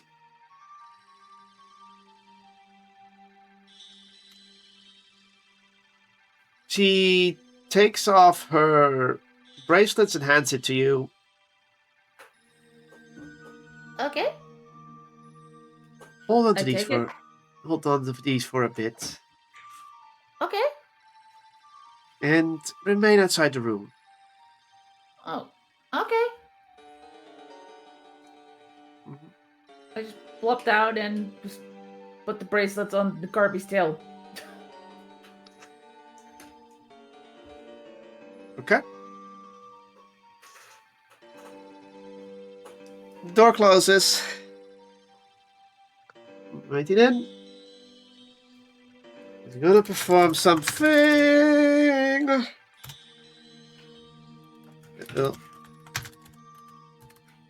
Yellow. Oh, that's not what I want to roll.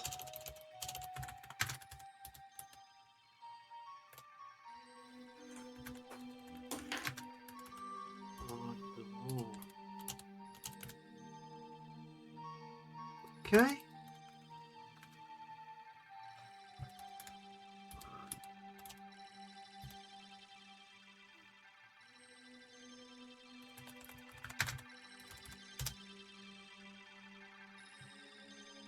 Oh, okay. Thank you, dice.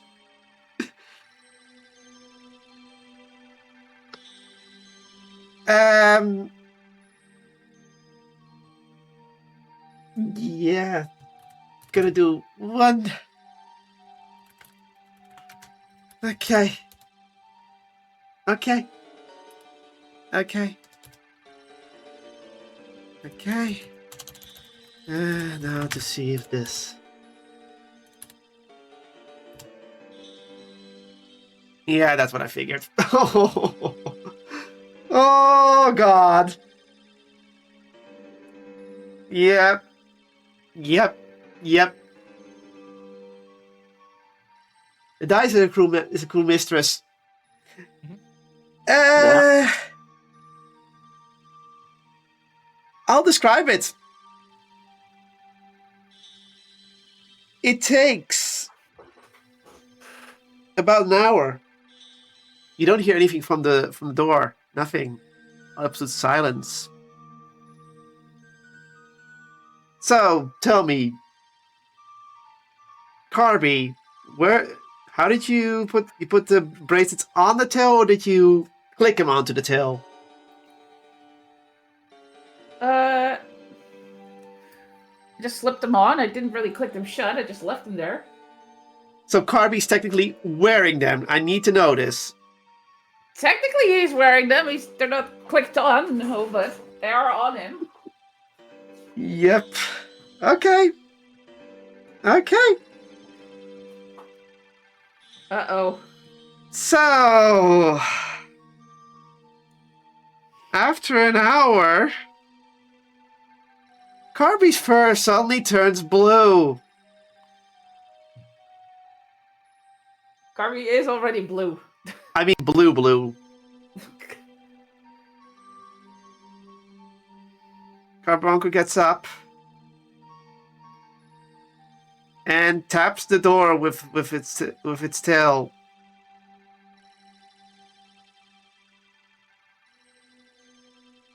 Oh, God.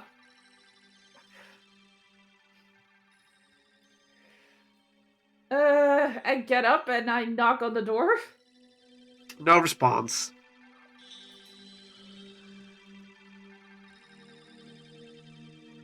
Oh, Lord. I reach up and try the door handle, see if it's unlocked. The door slowly opens.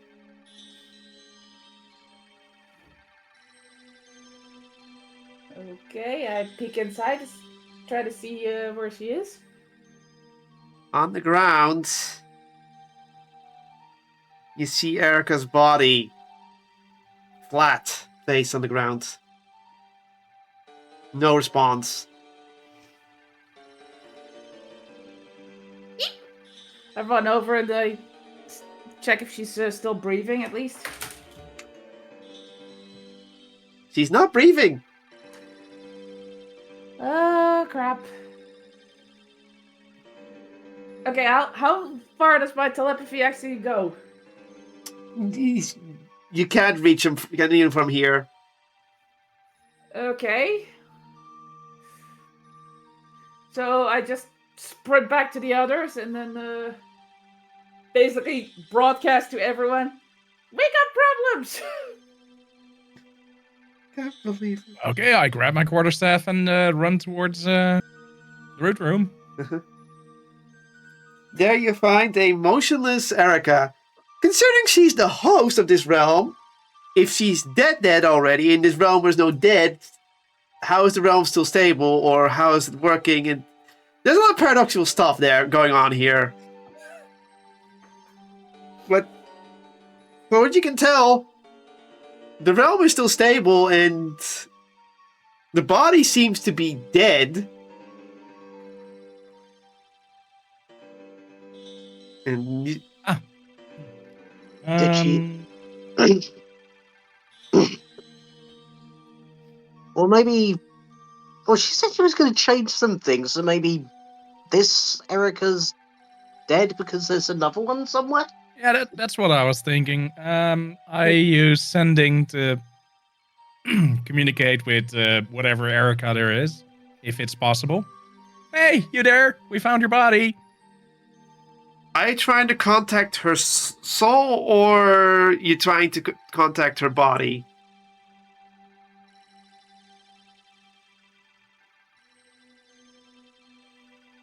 Send it to a creature I'm familiar with. Yeah. Yeah, I guess, you know what?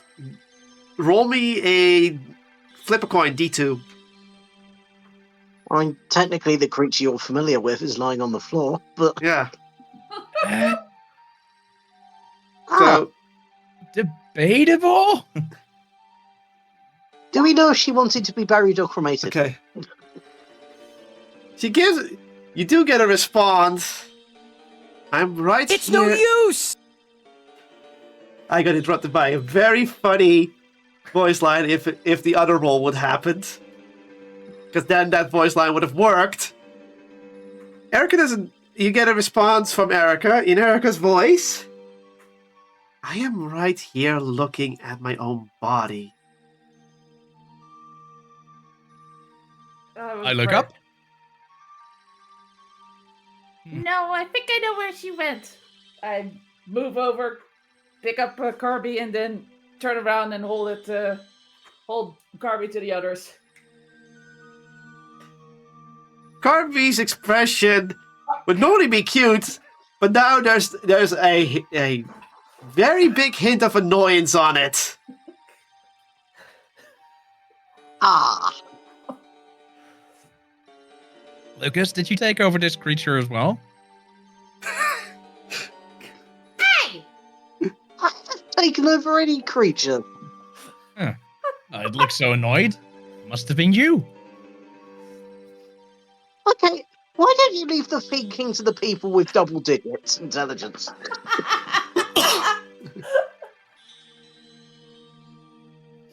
You have double digits in intelligence. I just don't have it in charisma. Yeah, unfortunately for you, both the digits are 0. Shush. Well, clearly somehow Erica has managed to transfer her soul into Carby, which I don't know if that counts as the Sloppy. physical upgrade she was looking for, but I don't think so. Sorry? no.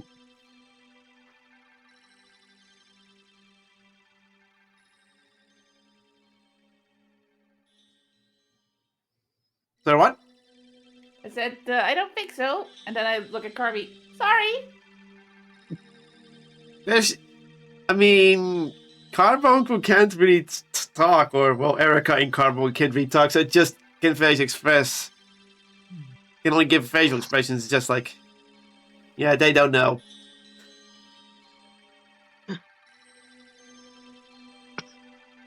I prestidigitate a quill and a piece of paper.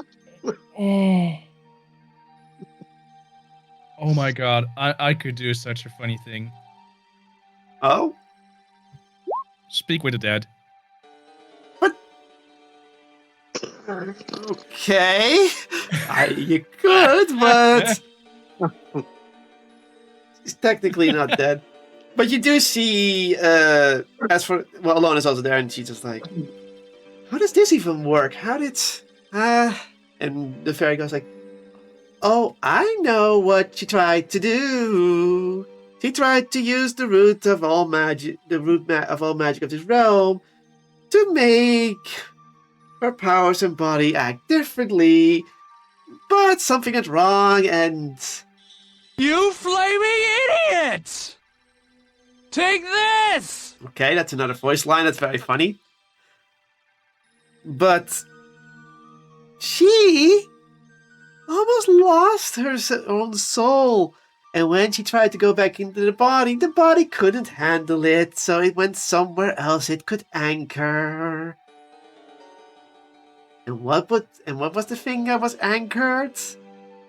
Well, apparently it's that little thing.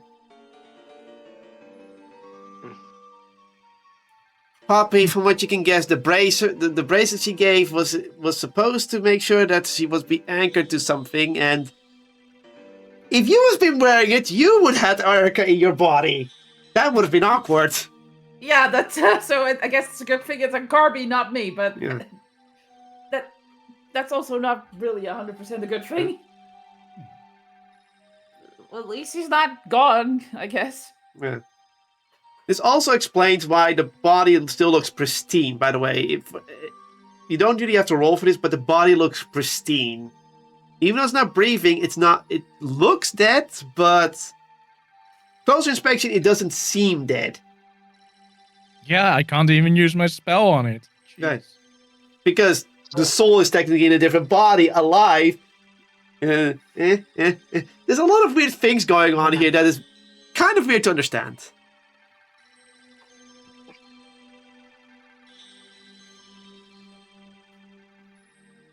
So you just like, So the fairy goes like, oh. To be fair, animate dead doesn't return the creature's soul to its body, only its animated spirit.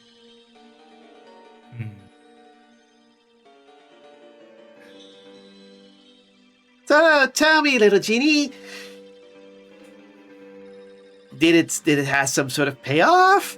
Is that little fur ball way stronger than you would thought it would be? Erica looks away, not wanting to respond to that.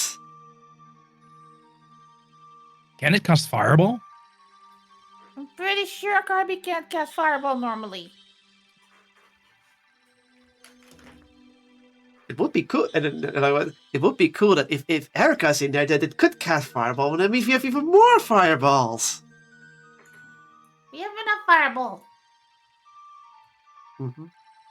So, if you all want to understand this much better, you can roll an Arcana, you can roll a Nature check, you can roll a Religion check, an Investigation cast- check.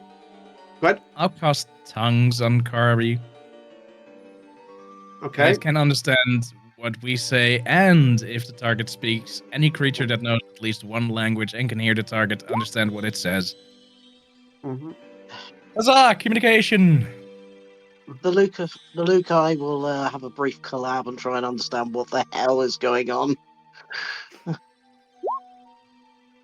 Wow, that's a not. Wow, you've been throwing that 20s a lot this time. I swear I haven't hacked the system. I swear.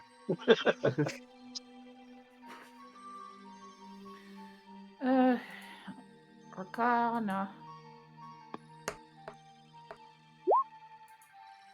Jesus. Poppy, this is beyond your understanding. Osseous, you understand it a little bit. Essentially, she said that she wanted to change her powers, and by using the root, she tried to use the root in a way, and somehow that got her soul to be over there. That's all you get. Lucas, there are some things you don't fully understand, because this realm is kind of intense for you, and you get lost in everything. But from what you can fully understand, you understand that Erica was trying to use this root power, as the fairy says, to change her powers into something else so that she can be of more use, that she doesn't go down easily. Which would put massive magical pressure on her body. Whatever happened throughout what she was doing clearly didn't work. And at one point, her soul was gonna be dragged out of the body, and she somehow was able to return it, but only via an anchor that apparently is on carbuncle, and that her body did not respond well to it, and therefore it's in a dead state. But it's more in a stasis than in a dead state, because the soul hasn't left. The soul is still technically bound to the living, so it's in a weird paradoxical state. Okay. So if I understand what I think I'm understanding, whatever she tried to do put so much magical pressure on her that essentially ejected her soul. Thank God she had it bound to Kirby, otherwise God knows where it would be, and God knows where we would be. But yeah.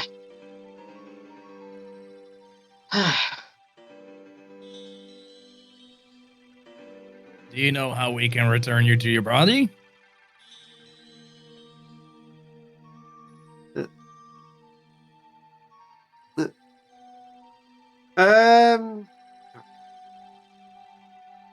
She walks over to her own body. As much as I anticipated this possible outcome, it would have been easier if someone with more immense magical prowess would have been my anchor. But now I have to deal with my current anchor. If only you had asked for help.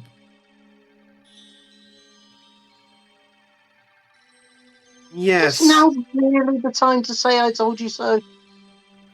I didn't say I told you so. I also hate to impose, but my soul being in this familiar has had some other effects. Such as?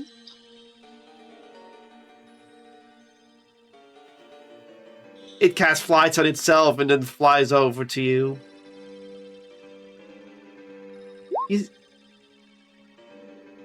It's simple. This little familiar is linked to most of my divine powers, which is linked to her. Me? Yes, you. Oops. In a sort of twisted way, she floats back to you, Poppy. Currently, I possess the ability to become your patron of power, and at the same time be your familiar. A strange and accidental side effect. Is that a good thing? It depends. It would mean that I do not have full access to my power still, which would make sense.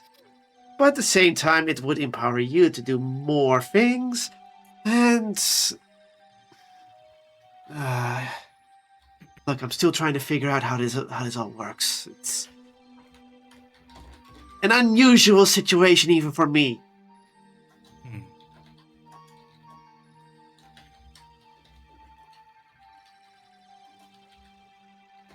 Does Alona... Let me just check. Does Alona know more about that? 20 plus 7... 22. Okay, she does understand it a bit. Oh! I see! So, kind of like me having Emberlyn gives me power, Erica being in Carbuncle can give Poppy power. And Silver says, and then the fairy goes like, so you are willing to become a cute little fluffy ball for little miss here, so you could stay here, you could reap some small benefits and give it to her without having a body like that down there, if I can so understand. And then Erica speaks up. Yes. The reshaping failed. My powers did not change the body. Instead, the body is now like that. It is also an anchor. At this point, we could take the rest of the time to put myself back in the body and then try again, with hopefully just enough time to spare, or at least return me to my mortal body, so that nothing would come of note of this. Or alternatively, we can forgo my mortal body completely, and I have to decide to keep this familiar form and assist you in this way. But the benefits would at least go to Poppy over here. Well, I have a little bit of advantages with it.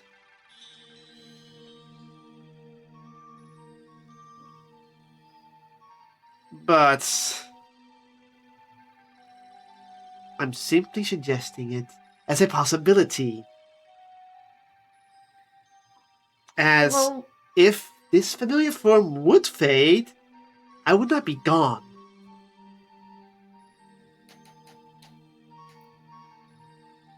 So what happens if you get resummoned? Do you just repoof and we're back at me in the new body, or what? I'd reappear as the same familiar you've casted.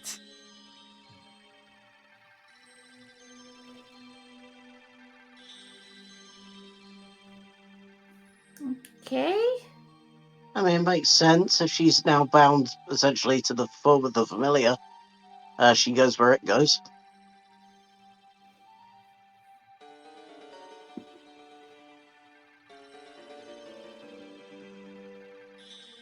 I mean, the familiar doesn't really die when it gets struck. It just loses its connection to the mortal plane until it's reestablished. And due to your familiar link and me being your patron, essentially, I would use your eyes and ears to stay up to date in those kind of senses.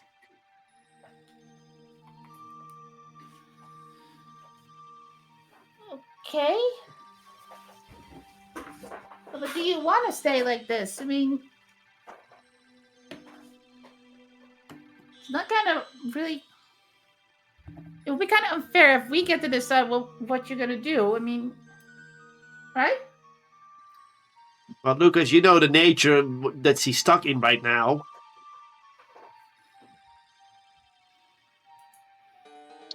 Yep. I would prefer having a body capable of doing things as it is.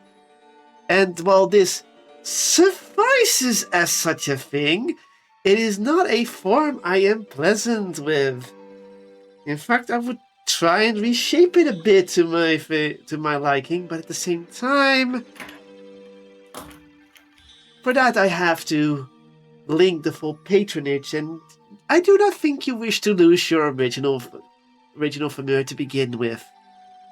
I prefer being in my own body, thank you. Okay, then we just try and get you back in your body.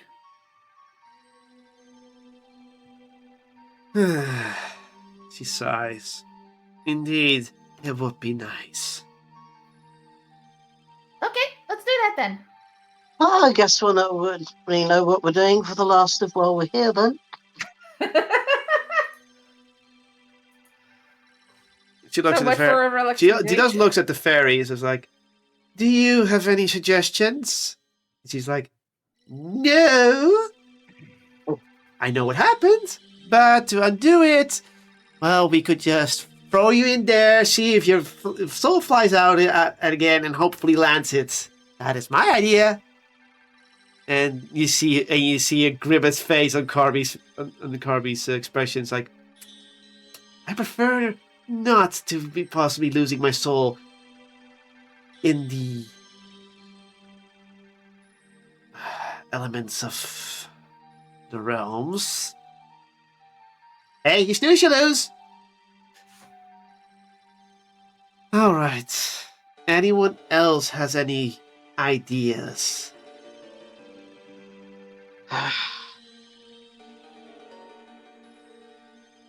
One I didn't really want to suggest, and I don't know if perhaps given what you were tapping into, if introducing another source of magic is that great an idea. But technically, I do have a wish. A wish? Yes, that could work nicely. Alona goes like, oh, I can do that too, but that would be... Well, I have to go big first.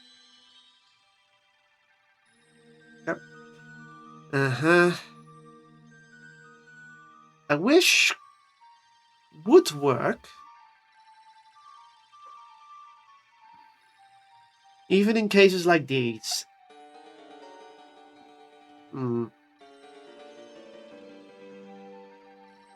Ozzius, do you have any suggestions? Nope. I'm actually pleasantly surprised you don't have any strange ideas. Well, fireball's not going to work. No, it would not. Erica Poppy looks at you. No, Erica Poppy. Erica Carbuncle looks at you, Poppy. What is for your inputs? I grab my notebook and I start leafing through it and just try show it to everyone to make it easier, because this note about the mind weave for the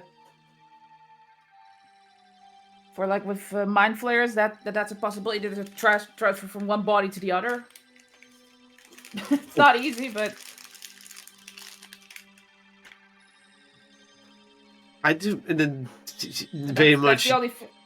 Okay. It's not. It's probably not a good idea, but it's the only idea I can think of right now to maybe get her soul into the body it's supposed to be in. But I don't know if it's going to work because the body is. Well, the body's not dead, is it? It's in stasis, but essentially it has no mind, and then Yeah, so that's going to be difficult, if not impossible.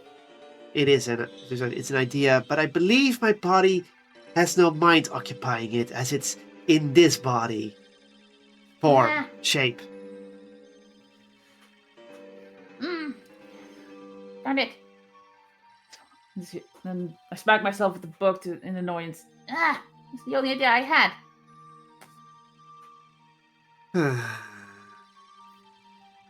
Does Alona have an idea? And then a wish spell? Let me check. I don't think she does, but let's roll for it. Think you can do an inside check. Yeah, I think if there's a way to do this without using the wish, we should try it. Just in case you want to attempt this thing and it goes wrong again, and you need a sort of a magical think I out. did it.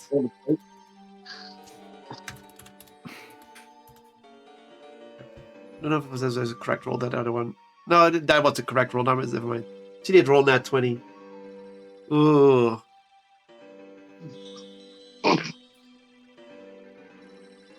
How would you put it?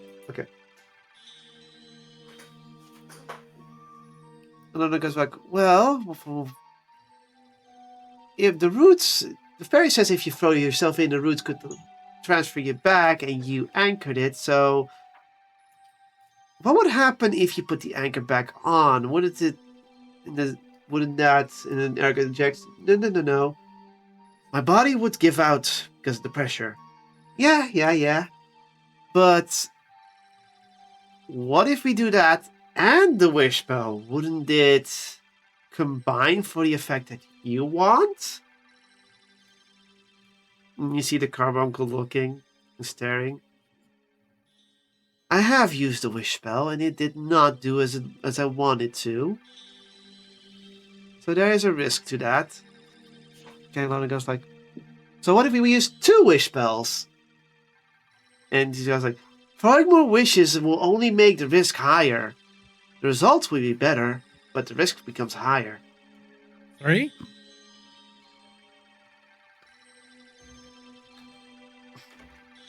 No. Okay, but...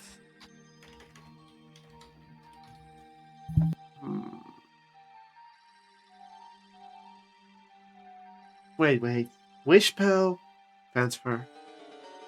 Right!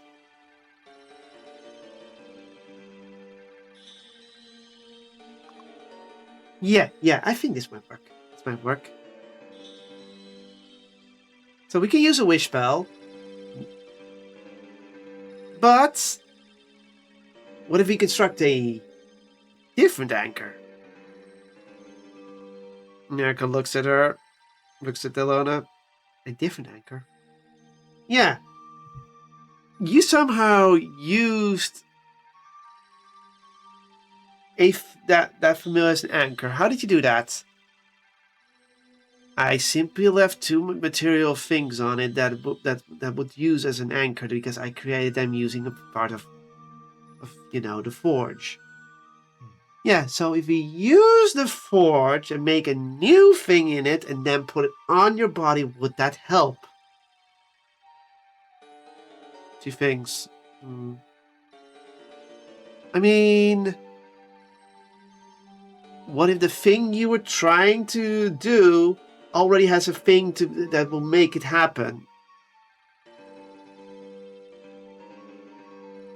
And then the carbuncle things.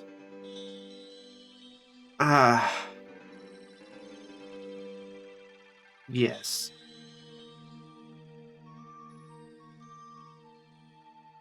She looks at you, Lucas.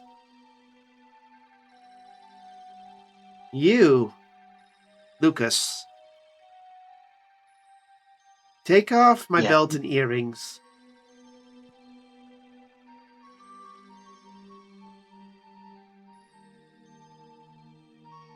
Okay. And then Erica points to you, Poppy. Poppy, take the book that is on my person. Book? Oh, I see it. No.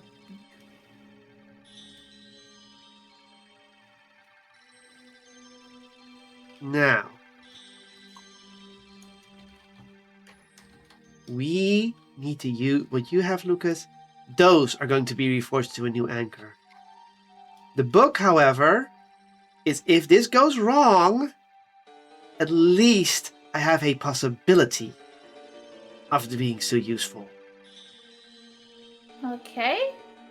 Alonus is like, so what would we just wish you back into your body? And Erica just sighs. My body would still be battered to no end.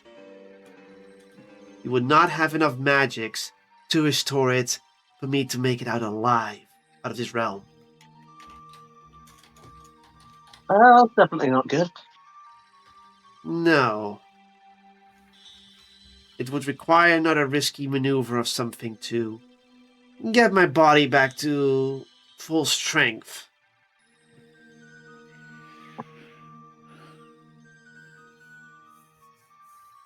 Essentially, that body has 6 exhaustion. Yeah. She had to make a con saving throw. It was in the minus. Hey, Yeah, I didn't that. show what it is. I was hoping it would show it. Yeah.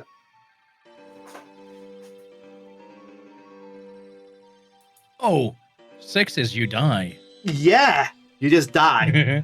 That explains why the body's in its current state, isn't it? Yeah. And I don't believe you have a way of removing one level of exhaustion at the very least. A long rest.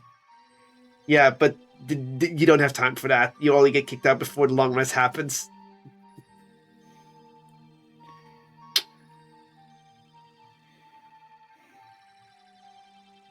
So she's taking. So then she floats over to the door, to the forging chambers. Time is of the essence. to the forge! She leads you all to the forging chambers. Alona, you've been here several times. For Ozzy's and Poppy, it's new. For the Lucases, it's new. And for the fairy, it's new. But the fairy looks at it's like, oh, you can make all kinds of neat stuff here if you know how. Why did you hide this from me? And Derek goes like, simply put, because I know what you would try to create and how devastating it could become. I just want to make a cool little string with a metal disc at the end of and throw it and make it come back the whole time. Seems like a fun thing to make. Sure. The nice thing is that I've got greater restoration, which also can remove 1 point of exhaustion, but I can't do any healing. Yeah, I mean, yeah, you can't cast that technically. No. But you know what? I'll try to get the components for that, because apparently it needs diamond dust worth at least 100 GP, which it consumes, so... So you can Might grab as the, well the get fountain some. before you leave. You can grab the fountain before you leave. Yes! Exactly.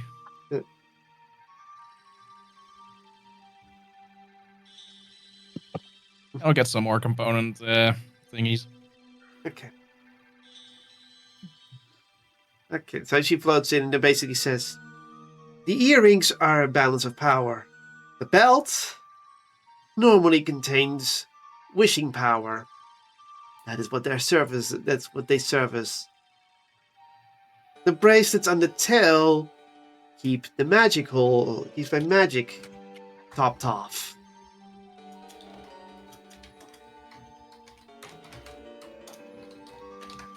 And the book.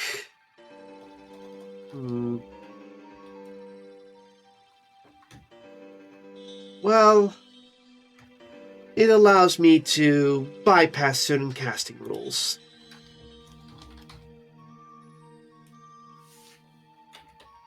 If you want a gameplay sense, book is an arcane focus, but it's a very powerful arcane focus, which allows multiple things to be ignored. Of course, she has that, so it can remove material costs, but also sometimes vocal or somatic components as well. That's her arcane focus. The bracelets contain spell slots. The belt just contains a wish spell that comes back every day. That's how she does the wish spell. And the earrings is the thing that messes with her stat sheet. If you've seen her stat sheet, remember that she has negative con throws? That's the earrings. Basically, she has plus in certain things, but minus in other things because of it.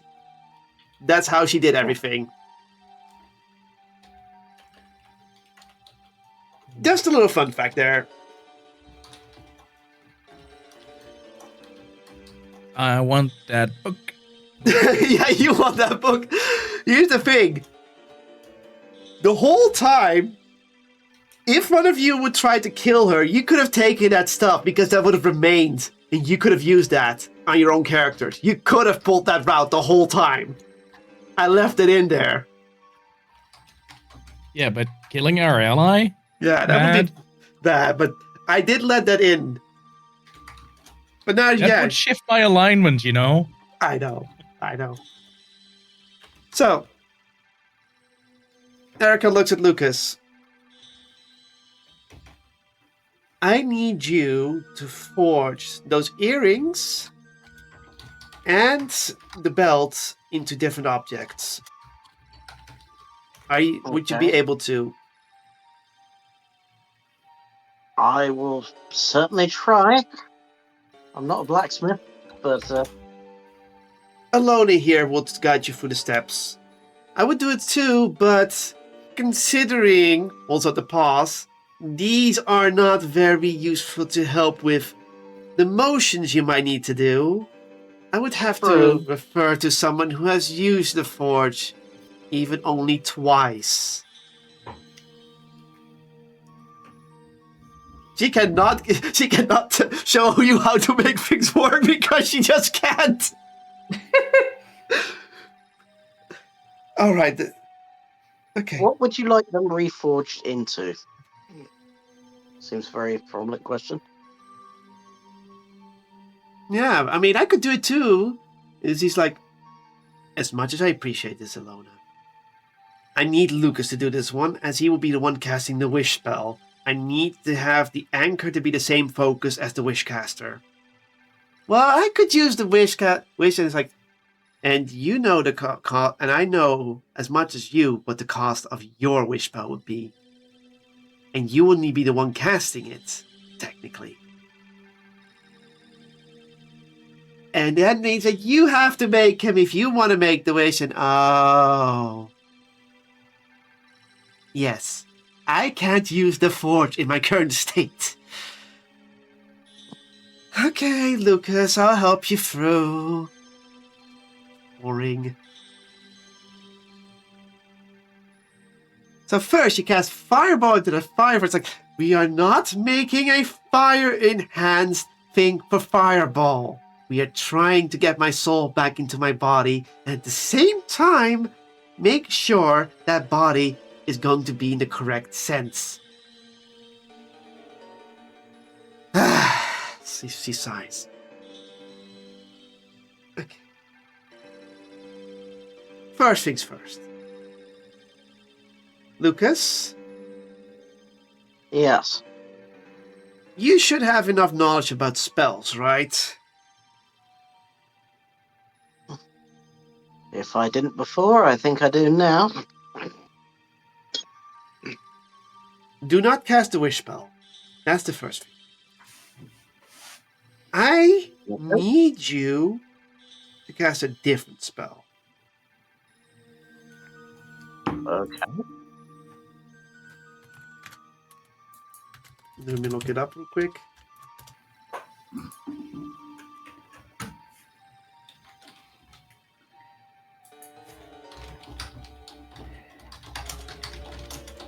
The spell list. Just double checking. Oh. I need to check the wizard spell book. I'm sorry if the fairy knew it. I think I can remember it for now. Yeah, you do need to cast that.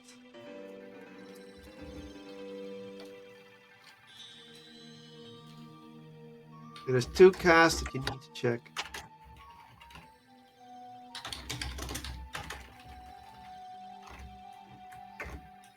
Could you cast the... I need you to go to the Flame of Wind. Alone and guide you to it. And I want you to forge the belt into it and cast Clone on it. Not the full duration, just the initial cast. Can you cast Clone? Sure. Okay. Luckily for you, I haven't exhausted any of my spell slots yet today. So I will cast Clone with my 1/8 level slot. It's like a fairy's like, wait, you knew about his... You do know I'm aware of magical changes, do you? He has a simulacrum now. That only happens if he has a specific amount of power. I merely guessed that he might have able to cast this as well.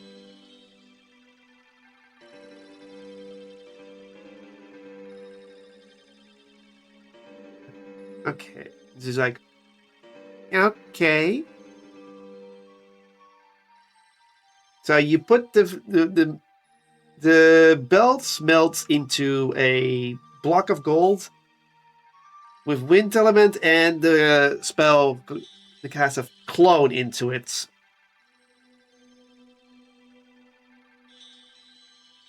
Okay, good. Yeah. And the note says, and we use the workbench now? Yes, he needs to make the workbench, and I want him to make the belt shape into that of a shield. The metal needs to take a shield-like form. Can you do this, Lucas? Sure. You go to the workbench, and you start. How are you going to do this? Are you going to use your strength? Are you going to be creative? Or are you going to be more magically focused? I think I'm going to try and be creative about this, because my strength is nothing to write home about. So, Okay. Then I mean, need... Ozzy has got a shield as well, hasn't he? If I recall. No. Okay. So essentially, there's my template, my muse to work Okay. towards. I need to make a performance check then. Because you're using creativity for this. Ah, shit.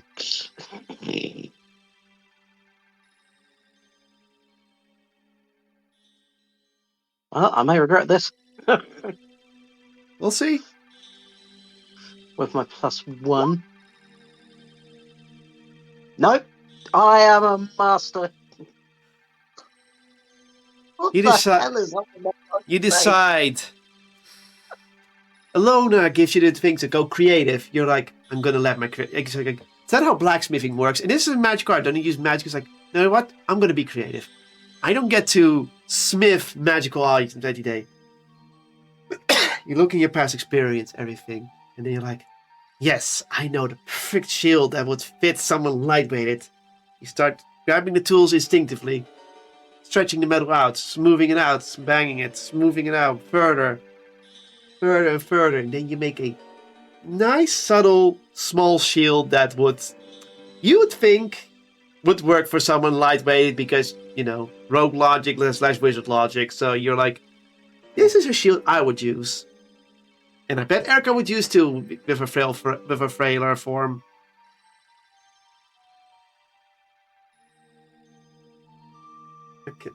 Erica nods. Good, good, good. Now, don't pull it into the molding pool. So put it into and it's like here. This thing, it will give it its real form, like the bracelet here that I have. Do you do that? Okay. Yeah, I will follow the instructions I am given. Mm-hmm. You put it in, and the metal starts reforming. You can see the shield changing forms. You wait a few minutes. Do you pull it out, or do you wait longer? Can I tell if it looks finished? That depends on how you feel like it. You can make an investigation check if it feels finished enough. Sure. I want to get this right. Another Come on now, 21. Stu. You're not experienced in making magical items in this forge and everything, so it is kind of complicated. From what you can tell, this would be a good shield. But at the same time, you could let it sit a bit longer so it becomes even more, if the form even changes even more, if you wanted to change it even more.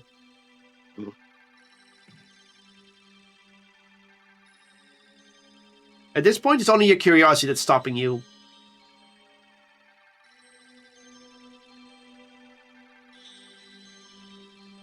No, I think at this point, if it's starting to look...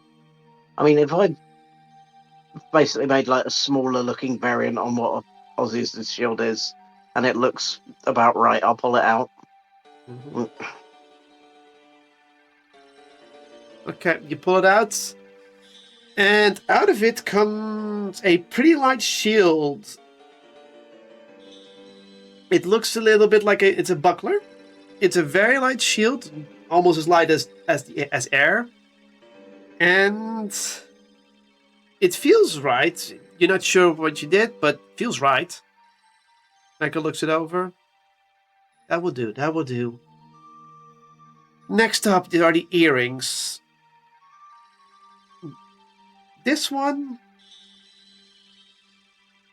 is much simpler. It does not require a spell. All I need you to do is to put them into the element of wind again and shape them like crescent moons.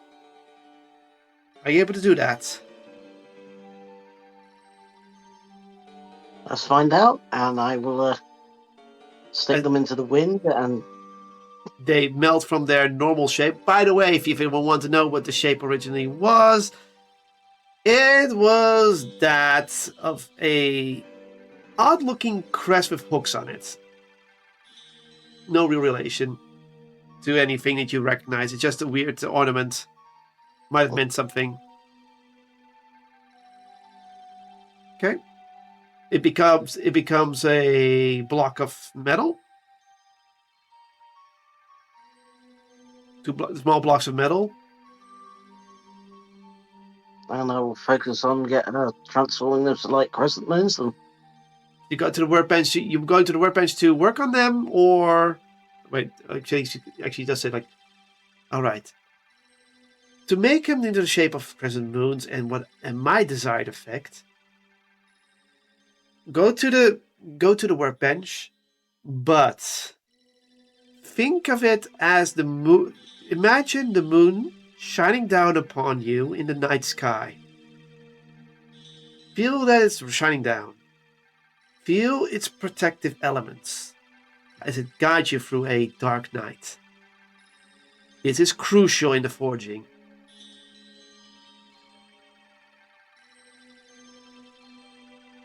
Can you do this, Lucas?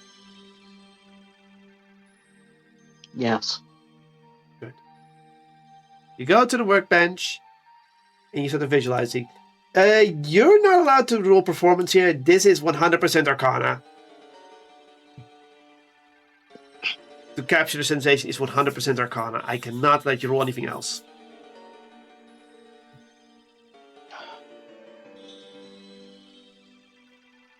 Think of the moon, think of the moon, think of the moon. Me? Here we go. You slowly start shaping the gold into small little crescent moons.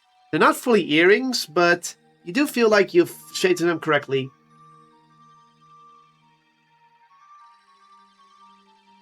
And finally, the pool awaits.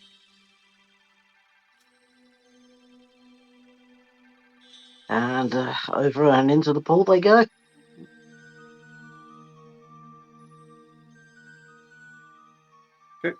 And you do feel like they shape into two crescent moon earrings.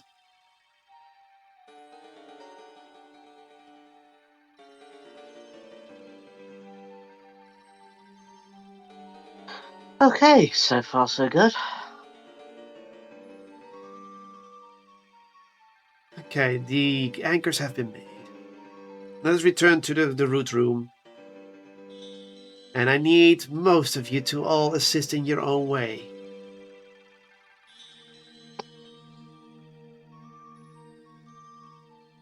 So you all return to the root room where the unconscious slash dead slash stasis body of Erica is. Lucas, place the shield on my arm and the earrings back on my ears. I would need them to anchor myself. Okay.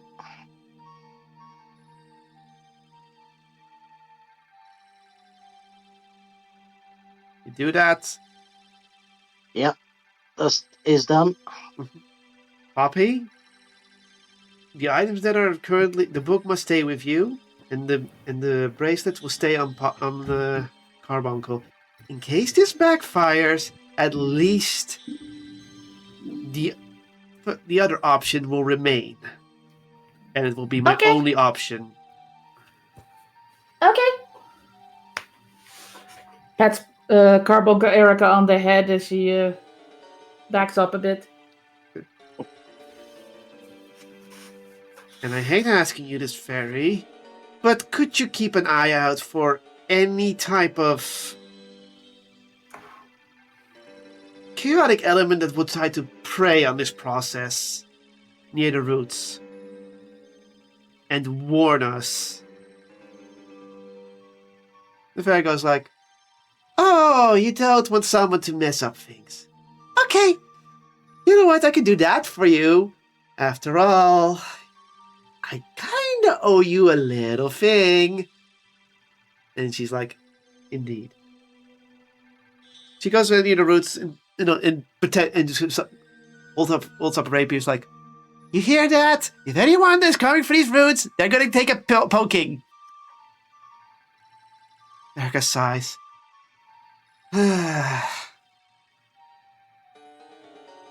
Osseous, could you make sure that my body will stay stable once the ritual starts?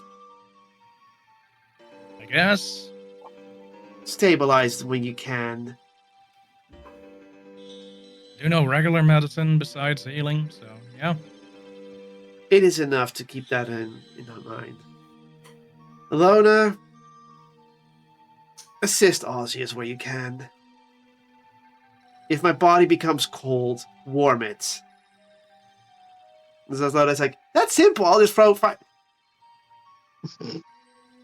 Just warm it.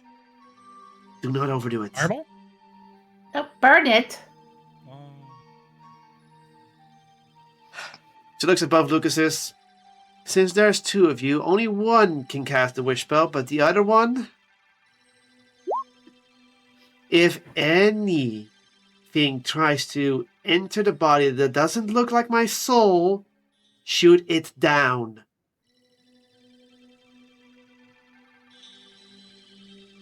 The last thing we want is someone to access this realm via my soulless mortal body. And if it happens, do not resuscitate the body. We do not know what kind of soul it is. For all we know, we could have let a very evil soul back into the material plane, or for the first time in the material plane as a mortal. Yeah. We do not have. Nobody wants to deal with that.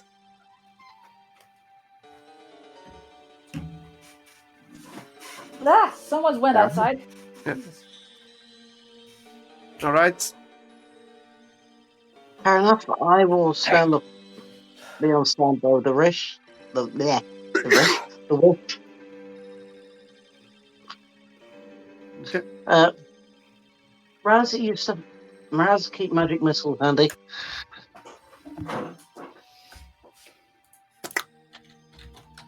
All right then. We only have one shot of this. If this fails, I would have to assign my life at the very least to be just a familiar. And it will be an awkward experience until I'm no longer able to be a familiar anymore. Now, Lucas, cast your wish.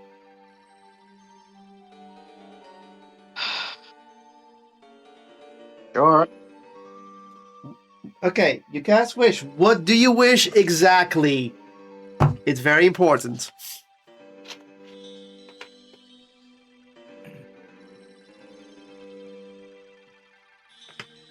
I am. Put me on the spot, why don't you? I'm wishing for Erica's soul to be transferred from Carbuncle back to her original body. Okay. That is lying right there on the floor. I'll specify that. That's what I'm referring to. As you cast this, you feel it tingle down your spine. Casting wish in this room has some strange effects going on. And the fairy goes like, "Oh, the roots are acting up!" And you all look at the root structure, and the many colors are starting to glow even more brightly than normal. And Erica says like, "And this is why wish magic is dangerous." And then Carbuncle turns to a normal fur color, and you see a small soul fly up into the sky and fly around the roots.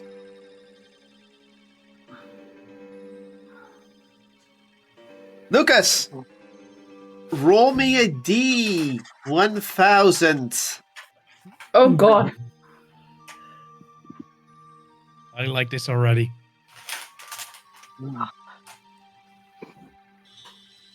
I will exert my will on the world, damn it! 826.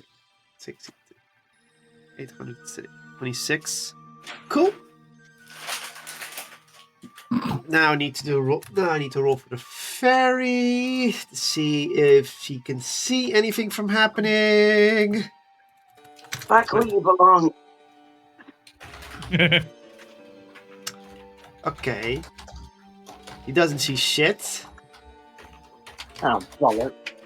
It's like, Doesn't mean it's that there is glowing anything. brightly.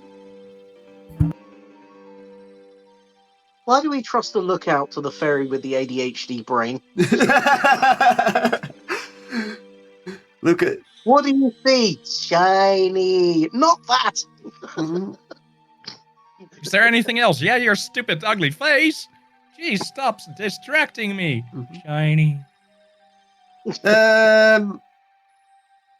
Yeah. Raz needs to roll an Arcana check real quick. Because he's on shooting duty. Oh god, come on, Simulacrum. Don't let me down. 18. Do it in. You, as the fairy says he doesn't see anything weird, the simulacrum does notice that the roots of the elements are slowly seeping out and flying around the area as well. making it hard to see Erica's soul where it flew off to. So it's kind of hard to see. But you can sense it. But you can sense that that something is happening for sure. Okay. I need to roll one thing for Erica, which is not really stat based. And that's good. That's good. If I see anything that doesn't look like Erica soul-like is moving towards the body, it's getting a magic missile. The first thing that happens is eventually you feel a strong wind blowing past Lucas, the original. Yeah. It's making his cape flutter and everything. And then you see, as Rash, you see Erica's soul fly out and go into Lucas's body. There's no, don't worry. And Lucas, you know what you wished for, and you know that Erica's soul right now is ready to be, transferred next to. You have to take aim at this. Okay. At this point, you are the conductor of the soul. Where do you aim it at? I am aiming for the body lying on the floor. Uh-huh. Okay. You fire the soul out of your fingertips towards the body. Okay, roll me an attack roll real quick. This has a very low value chance, but I do need you to roll for this.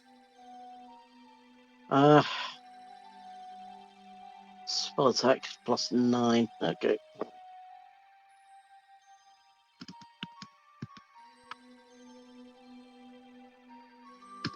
Here we go. Yeah, that 28 connects. 28 connects.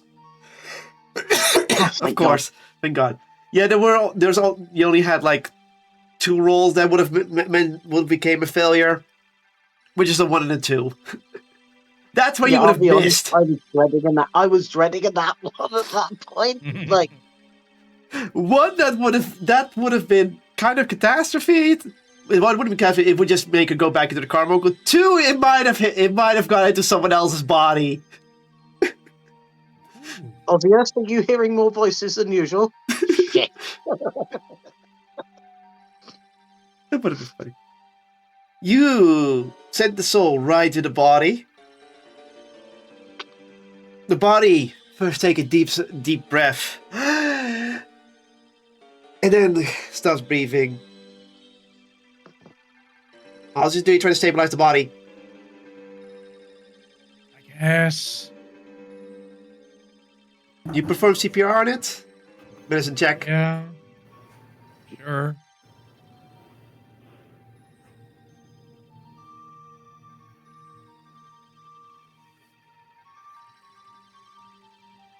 To be fair, you're breathing, so CPR wouldn't be most logical. Well, you know what I mean. You're trying to stabilize someone that is near dying. Yep. Medicine roll, I guess. Yeah, medicine roll. Whoop. 23. You stabilize her body. The body breathes slowly but surely. The heart is beating. She's alive. She's in her body. Procedure went as good as it went. And then it goes like, wakey, wakey.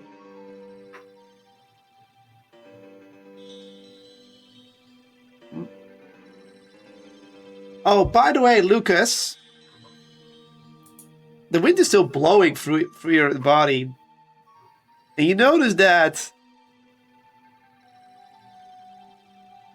the wind is flowing into her body as well. And eventually she takes a deep breath and goes, that was very unpleasant.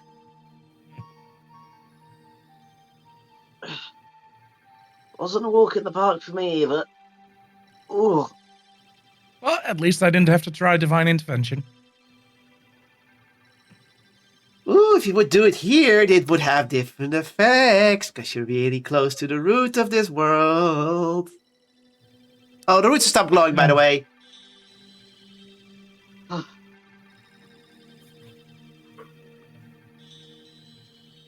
She slowly gets up, but she's a bit tired. Well, at least she's at 1 HP, technically. At least my body's able to respond. Now, can you return my bracelets? Yeah, sure. I take the bracelets off of Kirby's tail and hand them back to Erica. Puts them slowly on. Okay. That's good.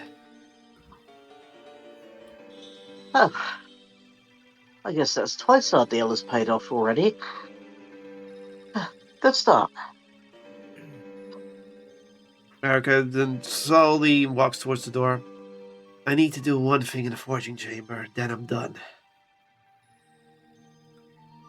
Do you need help? No, not for this. I'll be fine. No danger of this. Okay. As for the book, I don't have time to reforge that book. You do with it what you want. And she heads out of the room. And she goes, Hasty's going to do something real quick. Okay. Mm-hmm. So yeah. Poppy, you're currently holding the book of the genie. You may decide who... You might all as a party have to decide what you're going to do with it eventually. We don't have to decide that now, right? No.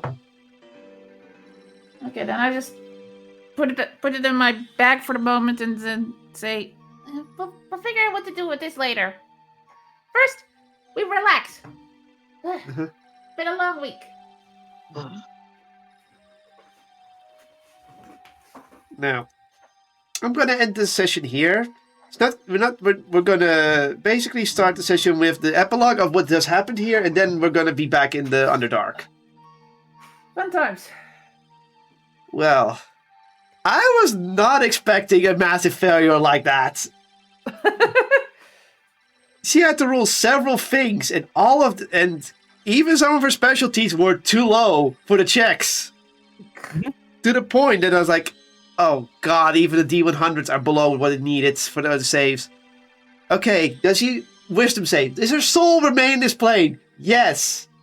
And I'm like, but I still have to roll for the body. That's a constitution saving throw. Please, no. That body's going down. That's the fun of the rolls. Yeah. Especially I'm now. assuming had a soul been scattered enough, we would have just been dumped out of the realm. Yes, you would have been kicked out of the realm because the soul owner is no longer here. In fact, Some people... What? Now you'll Some be kicked people out. will hate it. What? Some people hate, like, oh, I didn't roll good enough, so I failed and I hate it. I'm like, well, that's just the fun of the game. Yeah. Well, she should play another game.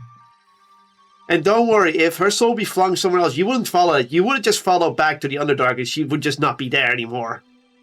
You would just find her corpse. If she wanted some privacy, she didn't have to throw us out. Permanently. I mean, she'd be fine in the end. She is technically still an immortal being, and her soul would just be flung into a different realm, and she would just take form in that realm. But you'd be split from her. Yeah, I'd rather not have to explain why we're carrying a dead person around. So, Well, at least with sending, I would still be able to say, hey, what? Yeah, and she would from another realm be saying, like, mistakes. Whoopsie doopsie. actually, technically, if her mortal body would have stayed pristine, we could have just stuck her in the back of the whole thing. That's grim. Just Hold put her it in the with bag of the holding. wire, I can't get her wasting. Okay. Anyway, if you were charged to join, please like and subscribe, or whatever your charge is.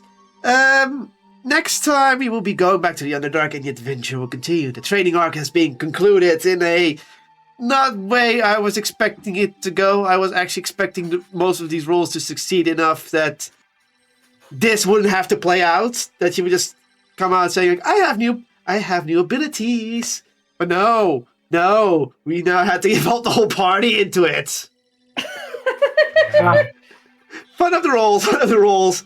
I mean, at worst, you would have lost her forever. And if they would have failed, she would be stuck as Carbuncle. Like, she would just be Carbuncle for the rest of the campaign. That would be funny. That was literally the only security I could give you by giving you the book. Because then she would literally force that upon you, Poppy. That's the reason. You would have figured that. Yeah. You would get new abilities. And you would get new abilities as well. But she was forcing that upon you. She wasn't even asking. She was going to force it upon you because at that point she doesn't have a choice. Yeah, I mean, it was kind of my fault to begin with. To be fair, if she'd been stuck as Carbuncle, she wouldn't have been grumpy for long. Let us introduce you to the wonderful world of Scritchies. Yes, this all-powerful wind genie that has been turning you as mortal form is now skitchy. Anyway, If you think that's a bit demeaning, let's ask her. Lower. It's like, I am still an all-powerful genie. You know, I can still perform wishful magic, and I never told you to stop.